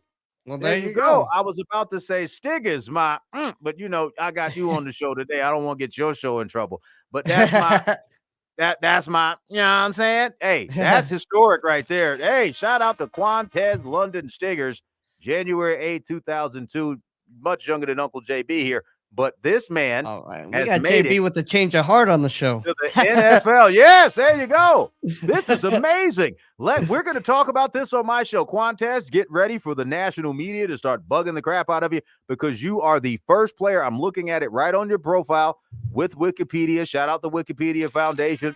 I send them $1 every year. It's cheaper than buying the World Book encyclopedias they used to try to drop off to my mom at the house. Getting the same information. Stiggers did not play college football, so this is a first. He's actually did what the young man Maurice Clarett tried to do, but this is an amazing story. I'm glad that you brought this to my attention because now I'm going to be working on a few things to try to get in contact with this young man because this is an amazing, amazing history. It is a really rough If you background get him on for the him. show, I want to come on too. Yes. Well, I got another show here, Dr. David Schoonover. I produce the Mind Coordinator, where we talk about mental health and athletes. So I'm reading something here that is very, very interesting about this young man's life because he went to Best Academy High School in Atlanta. He was a 3-sport player, football, basketball, baseball. Now, one of his brothers was almost left a quadriplegic after a spinal cord incident playing football, okay? And then his father was involved in a car accident in 2020 and passed away in the fall of 2020. So, and he was a freshman at Lane College in Jackson, Tennessee. He was going to play football there. Lane College, let me give you an idea of how amazing this young man is if he really did this, and this is his story, which I'm sure it is. No one would write something like this. It's a Division II school in the SIAC Conference. That's a historically black conference, historically black college, Lane College in Jackson, Tennessee.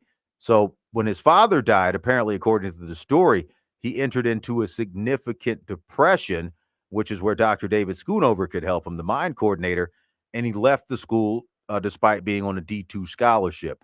So now this is where things get real Hollywood, okay? And he'll probably make more money selling his story. At the urging of his mom, he tried out for and signed with something called Fan Controlled Football. Now you can't make this up, all right? This is really amazing here. An indoor 7-on-7 league, live streaming, like never heard of it. He played the 2022 FCF season and caught the attention of former Argonauts offensive coordinator Josh Jenkins, who played at the University of Houston and played football back in the day, who suggested he try out for the Canadian Football League. Now, ain't God good? Ain't that amazing? His dad's spirit was working in the Celestial Network for this young man to help him achieve his dream without ever having to go through the rigors of college football. This man is a complete pro. Okay, so shout him out. The Jets, hey, don't ever cut this guy just for the story alone. But go ahead. I'm going to root this guy. I'm going to root for this guy now. Yeah, this guy's going to be good, but let's move along. Go ahead. Yeah. Well, I got so caught up in that. I lost my Well, there you go. I mean, we're the first person that really is dropping the history on this young man. You got to take this portion of the show, chop it, segment, send it to him, and let him know. Big JB, the ticket in Las Vegas, knows who you are, knows your story, and I'm going to tell the whole world you are the first, and I repeat, the first straight from high school to the NFL player that there's ever been. So that's a fantastic, and he should go to the Hall of Fame just for that right away. All right, Daniel, let's jump into these other greets here. Talking about these Philadelphia Eagles, okay? Shout out my main man, Linwood Hard Rock Hamilton, defender of the youth. Always give him a shout out when I'm doing some shows here. The Eagles, this is a team that's loaded, so they really didn't have too much to pick up. So my question to you is, again, after Jeremiah Trotter, they're just overloaded with talent. Will Shipley out of Clemson. You got Jalix Hunt out of Houston Baptist. Don't front. This guy, I hate to say it that way, he hurt people, okay? When he hits you, he breaks things. Very, very good. Jalix Hunt, watch out for him in camp. He'll probably end up getting on the roster, knocking the starter out. Cooper DeJean, another one of those pick monsters. Do not throw it near this guy. This is going to be a team that is focused on reloading their secondary. I told you, their secondary stunk, all right? Darius Slay on down. They stunk. Well, here's another history maker for the Eagles. Jalix Hunt is the first ever draft pick out of Houston Christian. There you go. There you go. So, and then Quinton Mitchell, he was one of the my two favorite corners here in the draft. And then you love DeJean. Yeah, that guy's a pick monster. I like that. So don't throw it near him. Do not throw it near. I picked Iowa on several games in the under, and he was able to help me get paid because in desperation. Even like Will Shipley, the running back. I mean, I think he's a good fit for them. He's a good, I think he can run out of the backfield, catch some passes. He's a catch guy. The reason they picked up Shipley is because he does one thing very, very well. Probably try to make him into like a Wes Welker type, scat back type guy. He's not going to break down defenses like, say, a McCaffrey here, but he is the new Wes Welker. Well, I'm trying to think of that guy. Who's that little guy the Eagles used to have that played with LaShawn McCoy, and they would use him as the little scat back guy. Oh, I know who you're talking about. You're talking about. They would try to use him like that guy. I've been trying to think of his name all day. Okay, let me think. But yeah, I mean, I could see them using them in that variety. Oh man, I know exactly who you're talking about. Yeah, he was a scat back. It literally just came to me and it went away. Hold on a second. He played for the Chargers. I know exactly what you're talking about. Darren Sproles, that guy. Darren Sproles, yeah, Darren Sproles. I can see the ticket. Yes, yep. Like that, yeah. I think that's a good situation. Hold on, somebody's hitting me on my other horn here. Can you do a call next Thursday? I'm busy now. Okay, we'll do that. Somebody else calling me to give me some more money. You know how that goes. We'll do that a little bit later. But I'm getting ready to have to jet here with you shortly. Yeah, no worries. I appreciate you coming on, though. I thank you for having me on. I hope you could hear my sound effects from my side.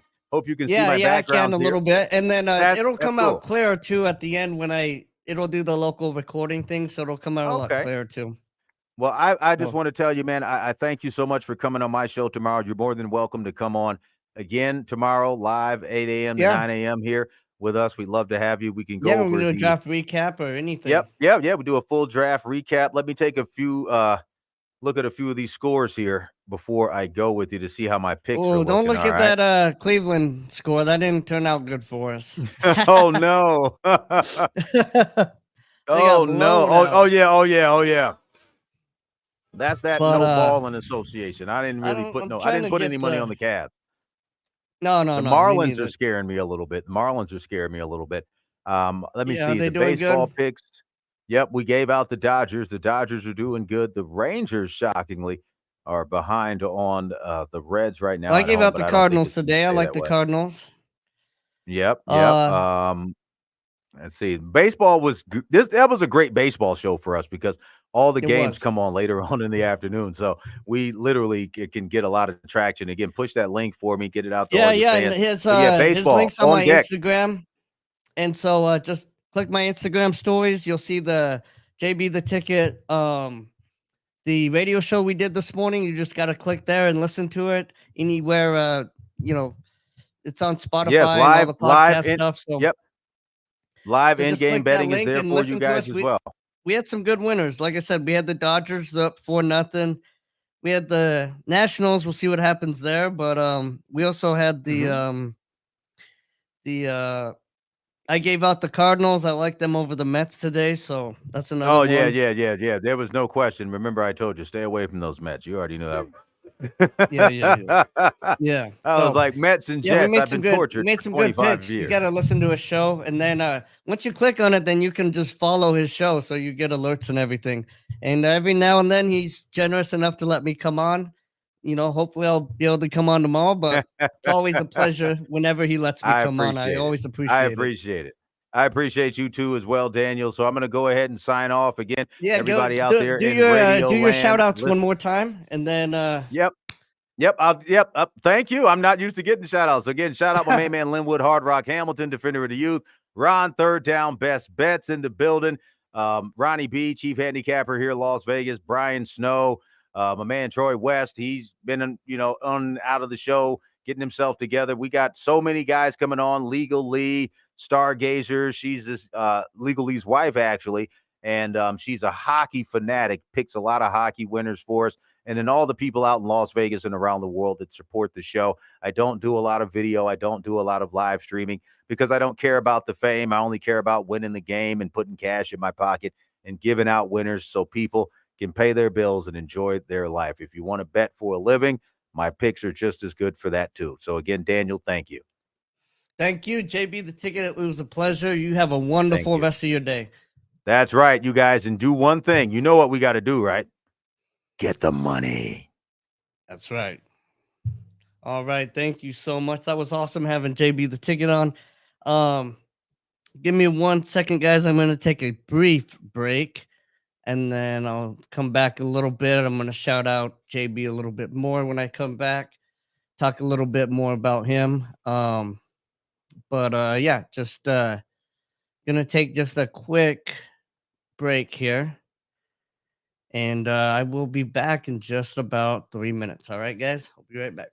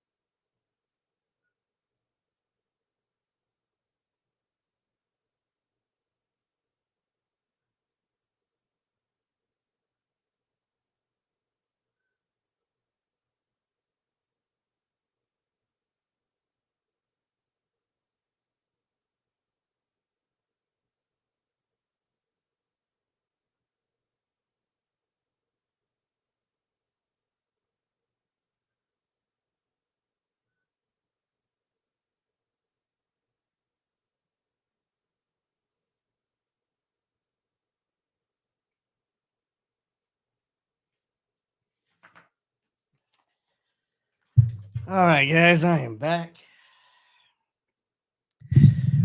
Pardon me, but I have got to eat something. So, well, man, having JB the ticket on, man, that was fun. He just messaged me. He said he had such a great time. G- yeah, definitely check him out. Check out my Instagram story and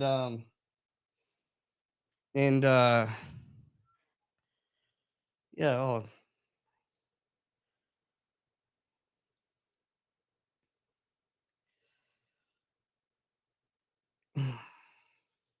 Oh, sorry, I was just texting him back again, but yeah, he was so much fun to have on. And I really appreciate him coming on. I really always appreciate him having me on his show in Vegas. So it was cool. It was really cool to finally get him back on, or to get him on after all these time, after all this time. Um, but yeah, check out his. I'll be on. He starts around, I believe, 11 p.m. East or 11 a.m. Eastern time is typically, I believe, when he comes on his show. So uh let's see what we've missed. We've missed a lot because man, he can talk, can he? It turned into his show, not mine, but it was great. Oh, finally, and I think this is a great pick, great fit. Mekhi Wingo goes to the Lions. I don't know, defensive tackle. I don't know why he took so long to get picked up, but he finally does, and the Lions get a steal there. I think he's gonna be perfect there. Um, another Illinois guy went off the board, wide receiver, Casey Washington. I can't imagine Washington Illinois was good enough to have all of these players drafted. I mean, they've had this has got to be at least the fourth Illinois player drafted. Just shocking.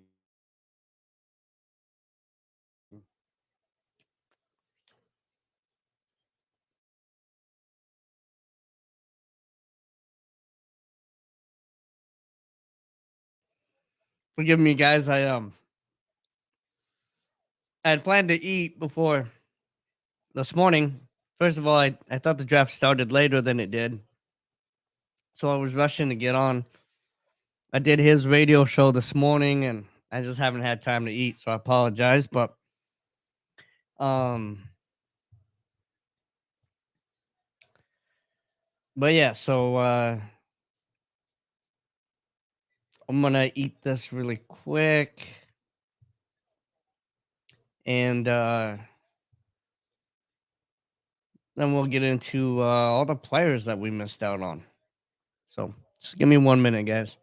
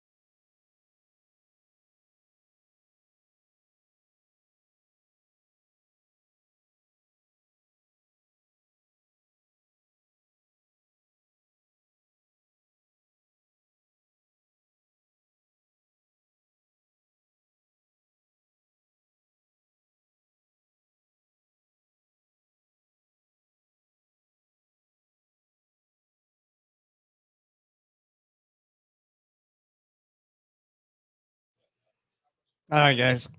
Sorry about that. Um, yeah, I mean, I think JB was a little hard on his Jets. Um, you know, I do like. I know that Jordan Travis did have his injury over there at Florida State, but and he talked about them getting robbed by not going to the playoffs, but it was really because Jordan Travis got injured and because he was such a good quarterback. Um, and he's 6'1", 200, so he's not particularly big, but he gets to sit behind Aaron Rodgers. He gets to heal up more, um, have time to heal and get ready for um, you know get ready for his chance. He gets to learn. One if he does have an issue, it is that he turns the ball over a little bit more than he should. Who better to learn from than Aaron Rodgers, who almost never turns the ball over? So, uh, it's a really great. I like that pick. I like that pick for the uh for them. I still don't know why Milton hasn't been picked. Uh, to me, I don't understand why he hasn't been there, but I also do like the running back that they picked. Isaiah Davis, 6 foot, 218. I think he's a good little scat back, a good little Darren Sproles kind of guy as well. So I do kind of like some of these. He's going to be a good check down for Aaron Rodgers. I do like some of these Jets. As much as I hate to say it, I'd like some of these Jets moves.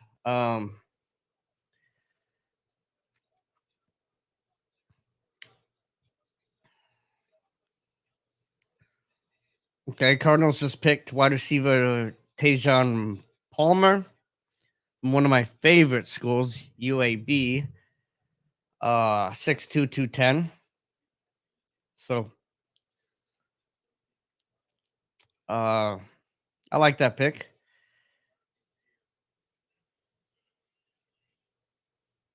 So let me just make sure I'm not wrong about this, but I believe Milton is still, and Brendan Rice is still, he's still on the board. I just do not understand that. Um, I don't, I don't know how you pick a UAB guy over Brendan Rice, the guy with a pedigree. I don't understand that. Uh,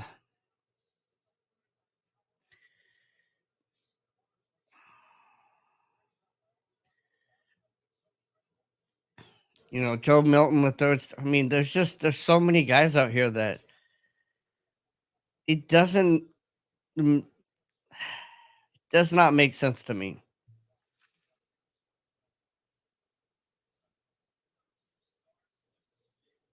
Uh, I don't know. I don't get it. I really don't. I hope Rice falls to Buffalo somehow. Buffalo does not have a pick for a while. I believe they've got a little ways to wait.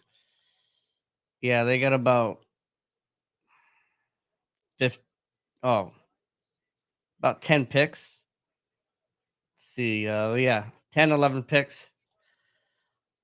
Hopefully Rice can fall to Buffalo and we can still pick him up. Uh, especially the range of receivers that the Bills have, from Curtis Samuel um to Deion Coleman that they just drafted, to the kid out of Boise State. We have just a wide range of receivers. I think it's just a perfect place for Rice too. So I would love to see him go to Buffalo.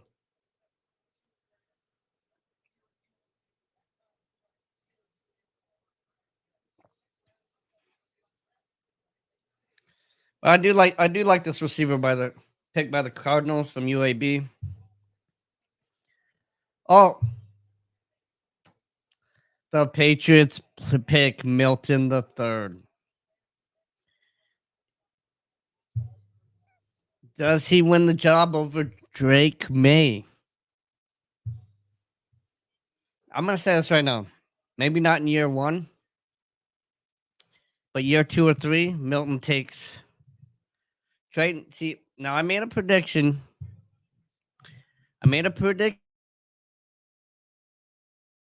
A few years ago. Jalen Hurts was drafted. I said he would. What was the quarterback at the time? Ended up going to the. I said Jalen Hurts would end up being the starting quarterback that year, and that what's his name would get traded, and that's exactly what happened. And I'm gonna make another prediction that Drake May ends up getting traded, and Joe Milton the third ends up being the starting quarterback. Maybe not the first year, maybe not the second year, but I think Milton, um, I think he surpasses him. DJ James from Auburn, cornerback to the Seahawks.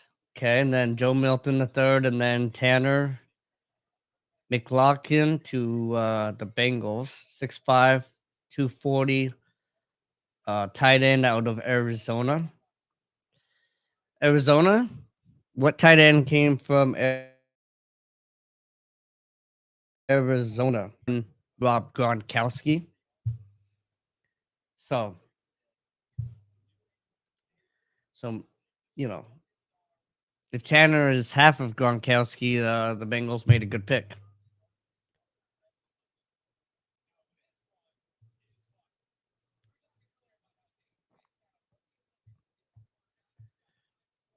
I think JB was a little nervous when he first came on. He's not like he said he doesn't know. He did say he is going to start doing a TV type show, so he's going to have to get used to it. But I think it felt like he was a little nervous at first when he came on. I could be wrong, but he talked a whole lot. He didn't stop talking for the first 20 minutes, and then he and then he finally settled down and started,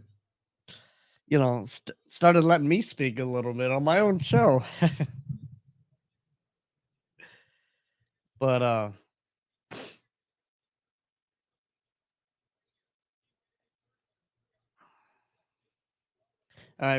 Ryan Watts from Texas, cornerback, goes to the Pittsburgh Steelers, 6'3", 200 back.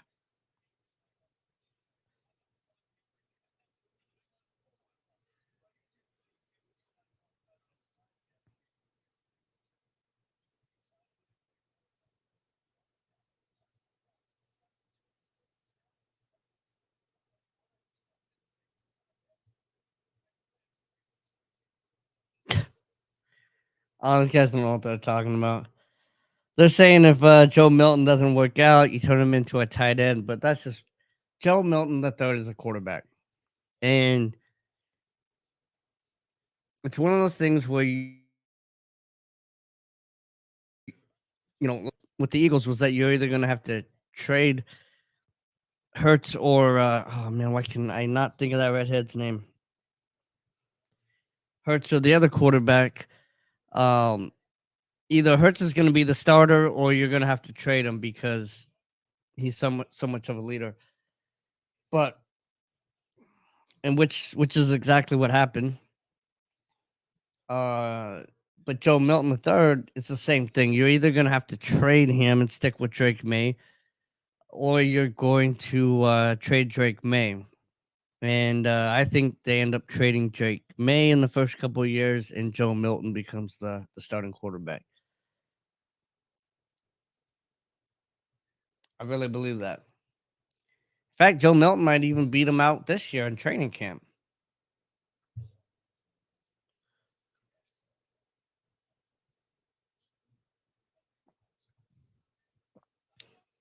Yeah. So I mean, the Patriots drafted themselves a quarterback controversy. They're like, let's draft two quarterbacks. The one we draft later is going to be better than the one we drafted early, and we'll create a quarterback controversy. Perfect way to start after the Belichick era. Let's start out with the quarterback controversy because that's what it's going to turn into. And one of them is going to need Carson Wentz. That's the guy I was thinking of. Jalen Hurts and Carson Wentz. I said you're either going to have to trade Carson Wentz or drop him because Jalen Hurts was going to be the better quarterback. And that's what happened. Literally in year one, they traded Carson Wentz. Jalen Hurts took over. And that's what I think is going to end up happening here. I think Joe Milton is going to end up being the starter for the Patriots, and Drake May is going to end up going somewhere else.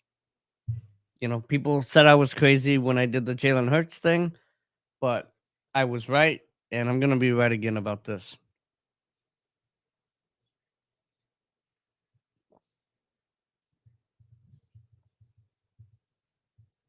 So, congratulations to the Patriots.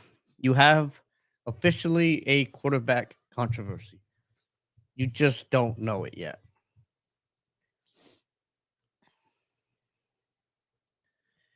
All right, Ryan Watts. The Steelers. Right. We just talked about him.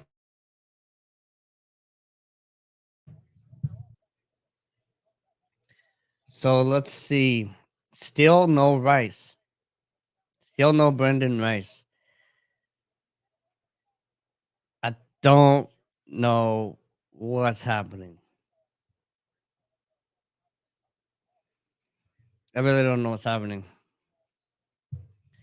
Why he's still on the board, I do not get it. But I can literally see Rice being drafted. I mean, every team really that comes up. They could be drafted by the Rams coming up here. They could be drafted by the Falcons. They could be drafted by the Dolphins, the Saints, the Panthers, the Colts, Green Bay, the Vikings, and the Bills. I mean, they could literally, all of these teams could draft him. After that, Texans probably wouldn't draft him. The Browns probably wouldn't draft him. So if he doesn't get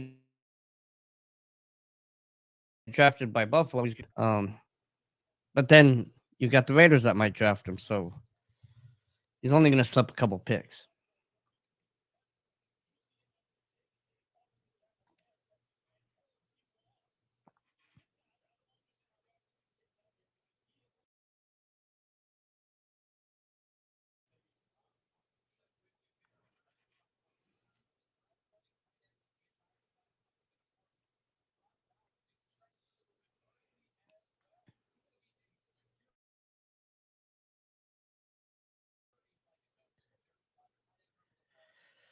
Oh man, what are we doing here? What are we doing, NFL GMs?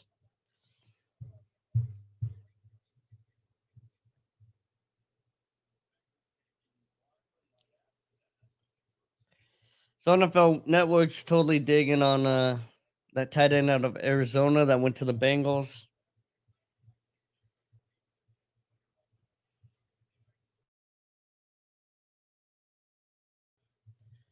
10th player drafted by Texas. Okay.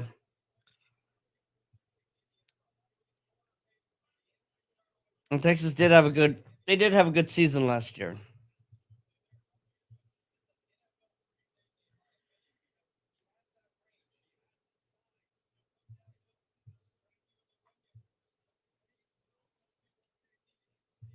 I can see the Bills drafting up here soon. They have so many picks now.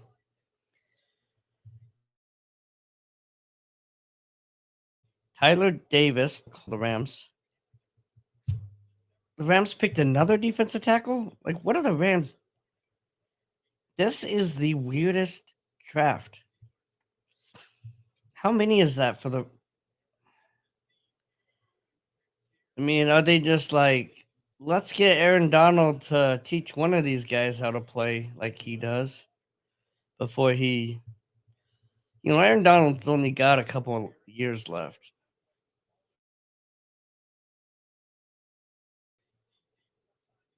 Aaron Donald. Where are we at here? Where's the Rams at?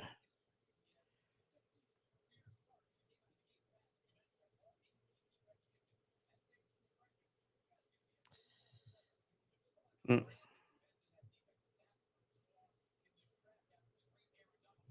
All right.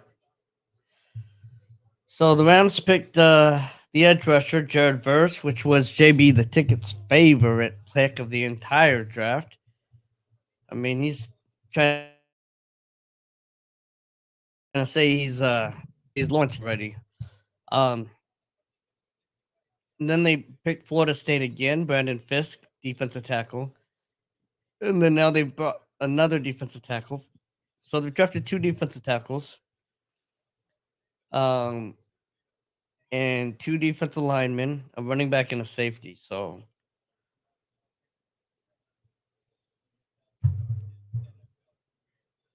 we'll see what happens over there in St. Louis because are all those defensive linemen going to make it through camp?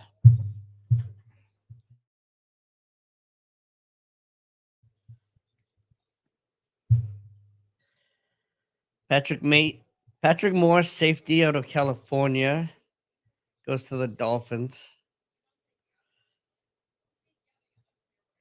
Um,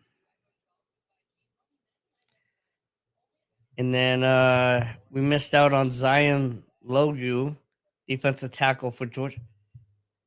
Another.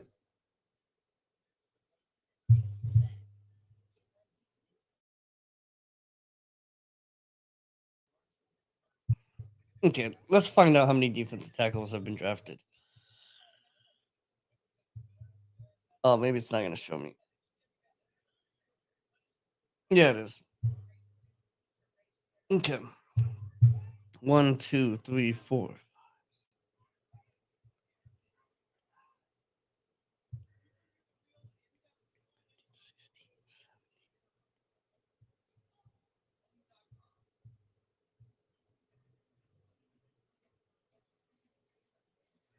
17 defensive tackles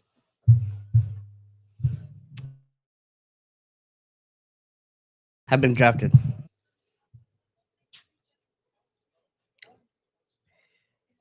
And I bet you can't name a draft that had two good defensive tackles.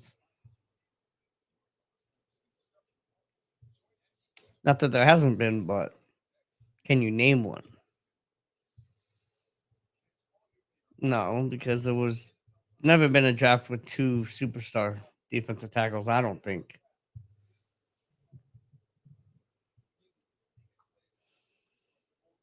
There might have been a couple.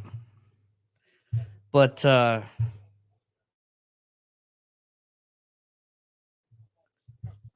yeah. I mean, this is just throwing mud on the wall.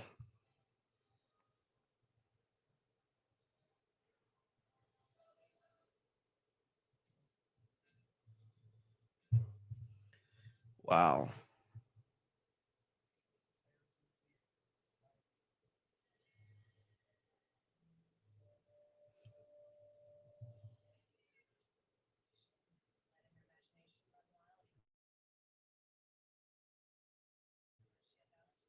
Hmm.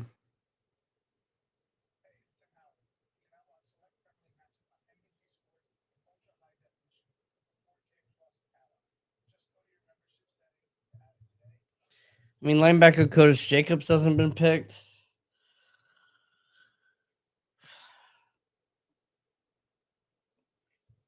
I mean, there's some good players left.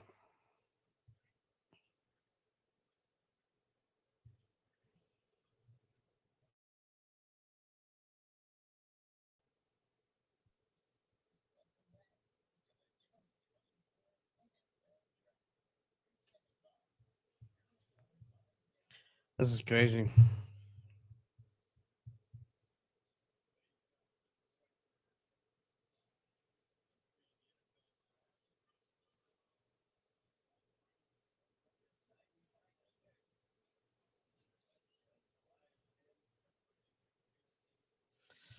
All right, Panthers pick is in.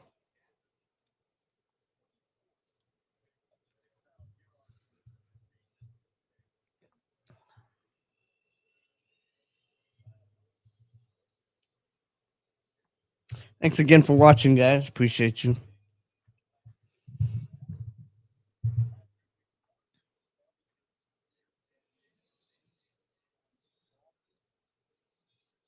Mm. So they have some guys coming out to announce the Panthers pick, and one of them's got a Steelers terrible towel that he's waving. What? Oh man, that's funny.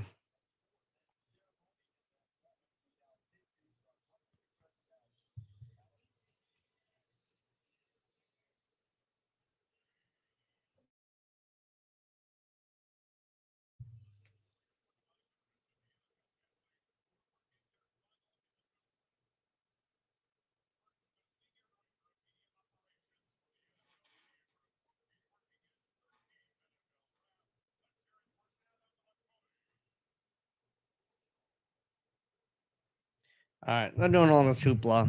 I'll be back.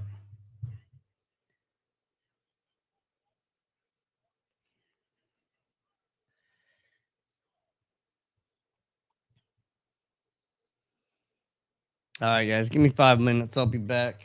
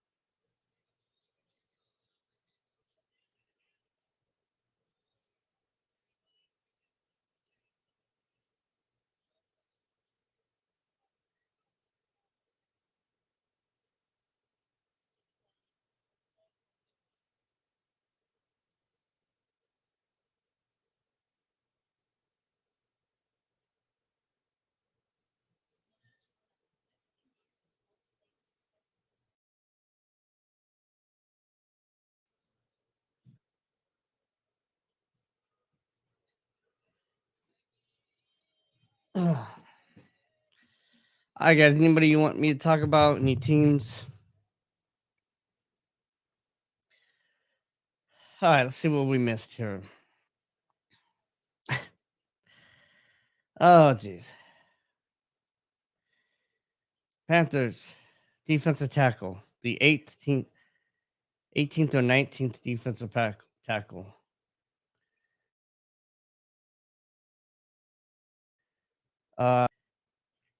Jaden Kumadi from Mississippi State, defensive tackle for the Panthers.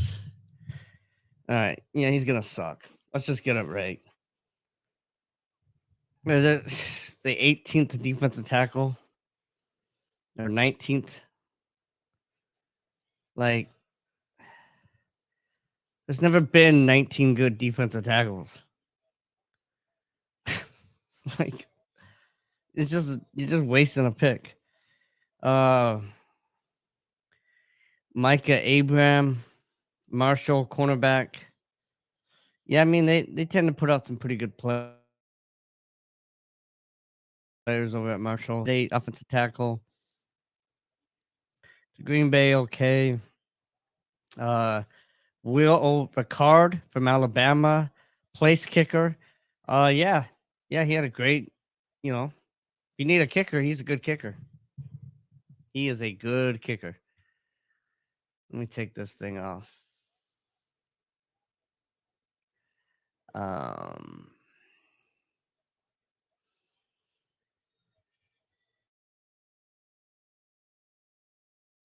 Oh, jeez. One.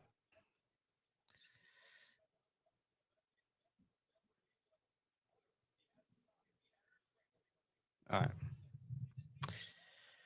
So Bills, did the Bills trade up or no? I guess not. All right, Bills are picking.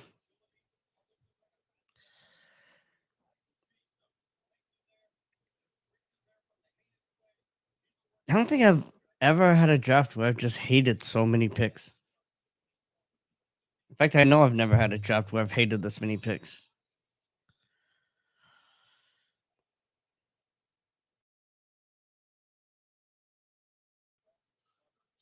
All right, Bills, come on, pick Rice. Come on, guys. Pick my guy, Brendan Rice. Let's go, Buffalo. Put the poor kid out of his misery.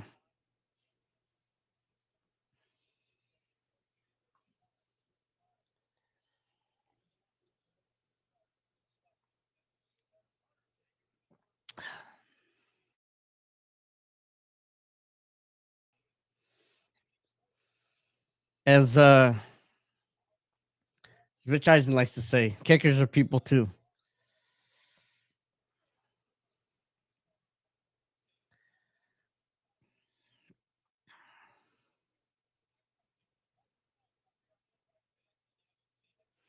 Tell you what, picking a kicker is a lot better than picking Jaden Crumedy or Christian Boyd, defensive tackle. 18th and 19th defensive tackles of the draft. I mean, come on. All right, Bills take offensive tackle.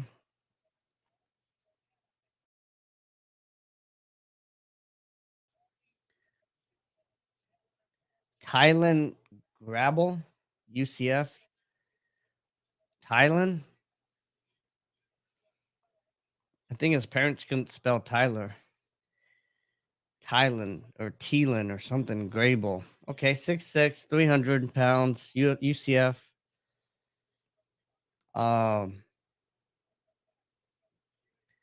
Started 27 games at left tackle.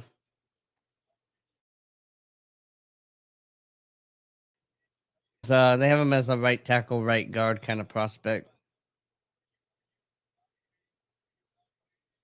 All right. I mean, Bills draft well, so. Hmm.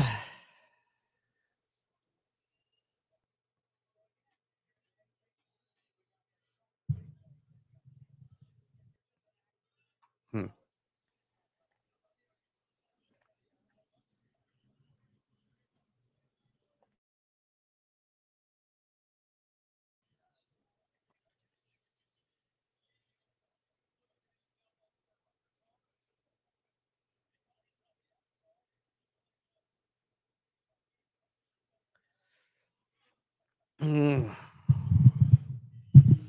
Anything you guys want to say?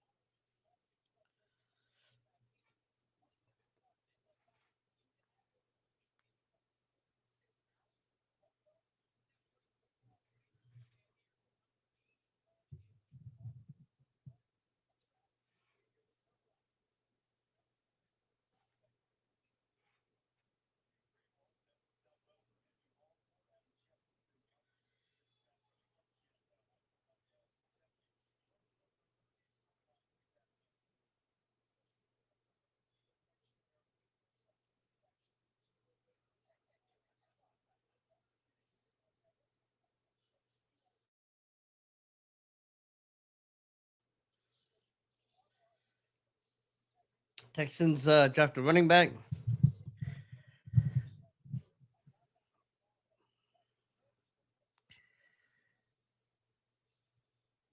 Here we go here. Jahar Jordan from Louisville, running back. I believe we already had a running back from Louisville already go off the board. 5'10", 190. All right. Well, like JB said, dime a dozen. If it fits your scheme, it'll work out. We'll see. It's better than picking the 19th best defensive tackle. Tell you that much. We got the Browns coming up. Got Browns, Seahawks, Raiders, Rams, Lions.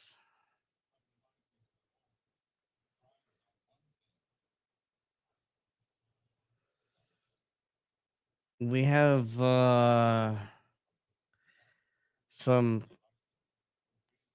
compensatory picks coming up, and those can't be traded. So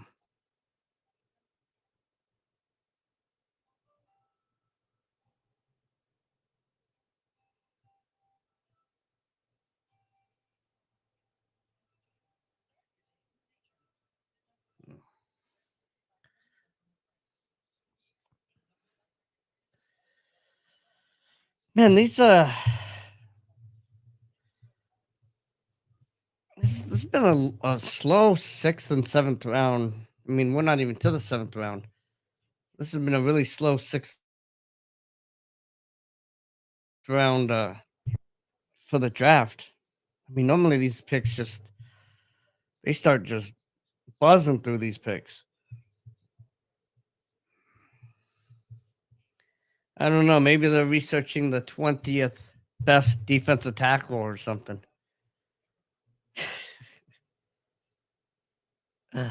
Oh my goodness. I'll be happy when this draft is over.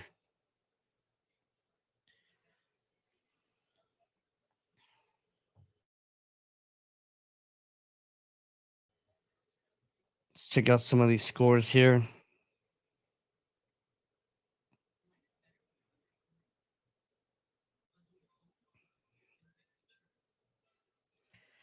So Thunder up 20 over the Pelicans right now. You heard it here first. Thunder's my sleeper team to win it all this year in the NBA.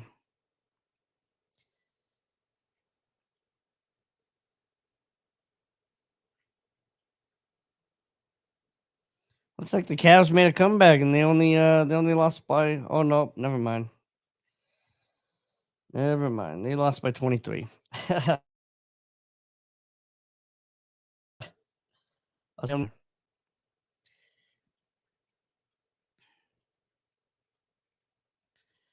The NHL, Hurricanes and Islanders in overtime with 1 minute left in overtime.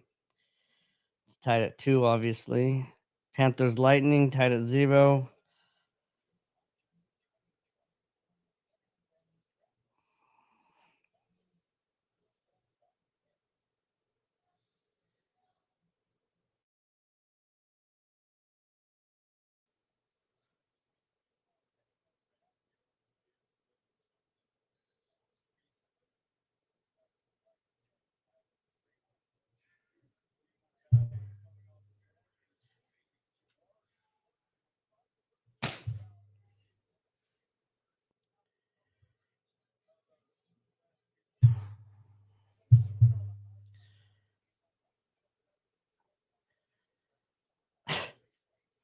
Dylan Lobby out of New Hampshire. You heard that running back goes to the Oakland Raiders. Michael Terrell from Findlay to the Seahawks. I've never heard of Findlay in my entire life. 40 consecutive games at 10.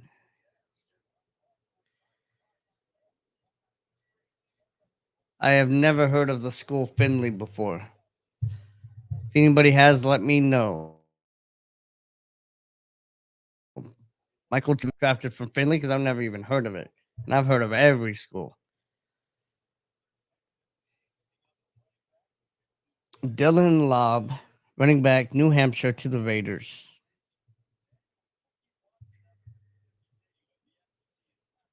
He's 5'10", 200 pounds. Standard. He had almost 300 yards against Central Michigan. That's pretty impressive.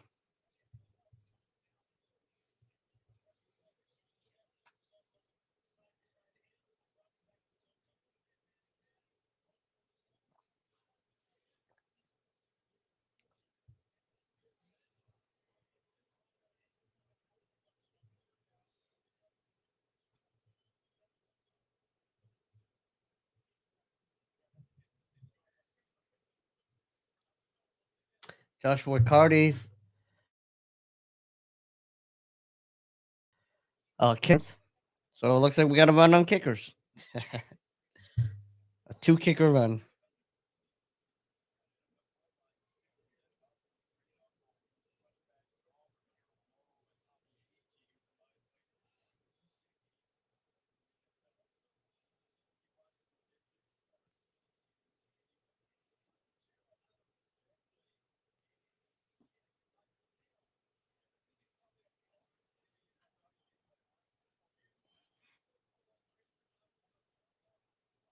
I mean, Finley's got to be a junior college or something.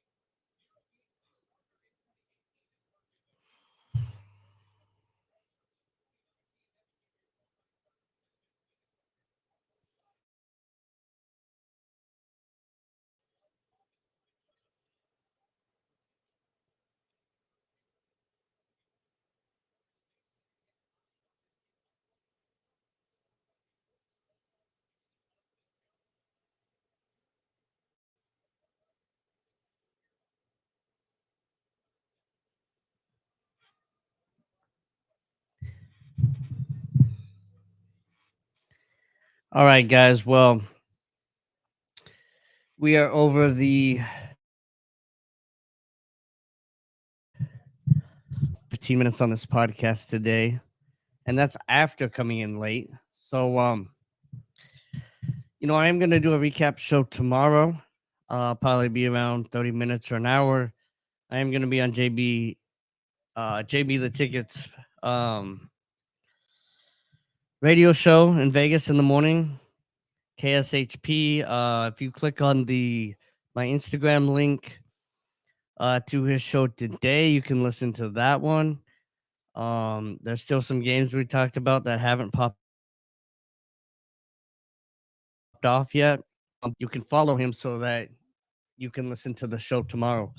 But I think I am going to go ahead and end this podcast um, and finish up tomorrow. Tomorrow, I will talk about these last couple of rounds.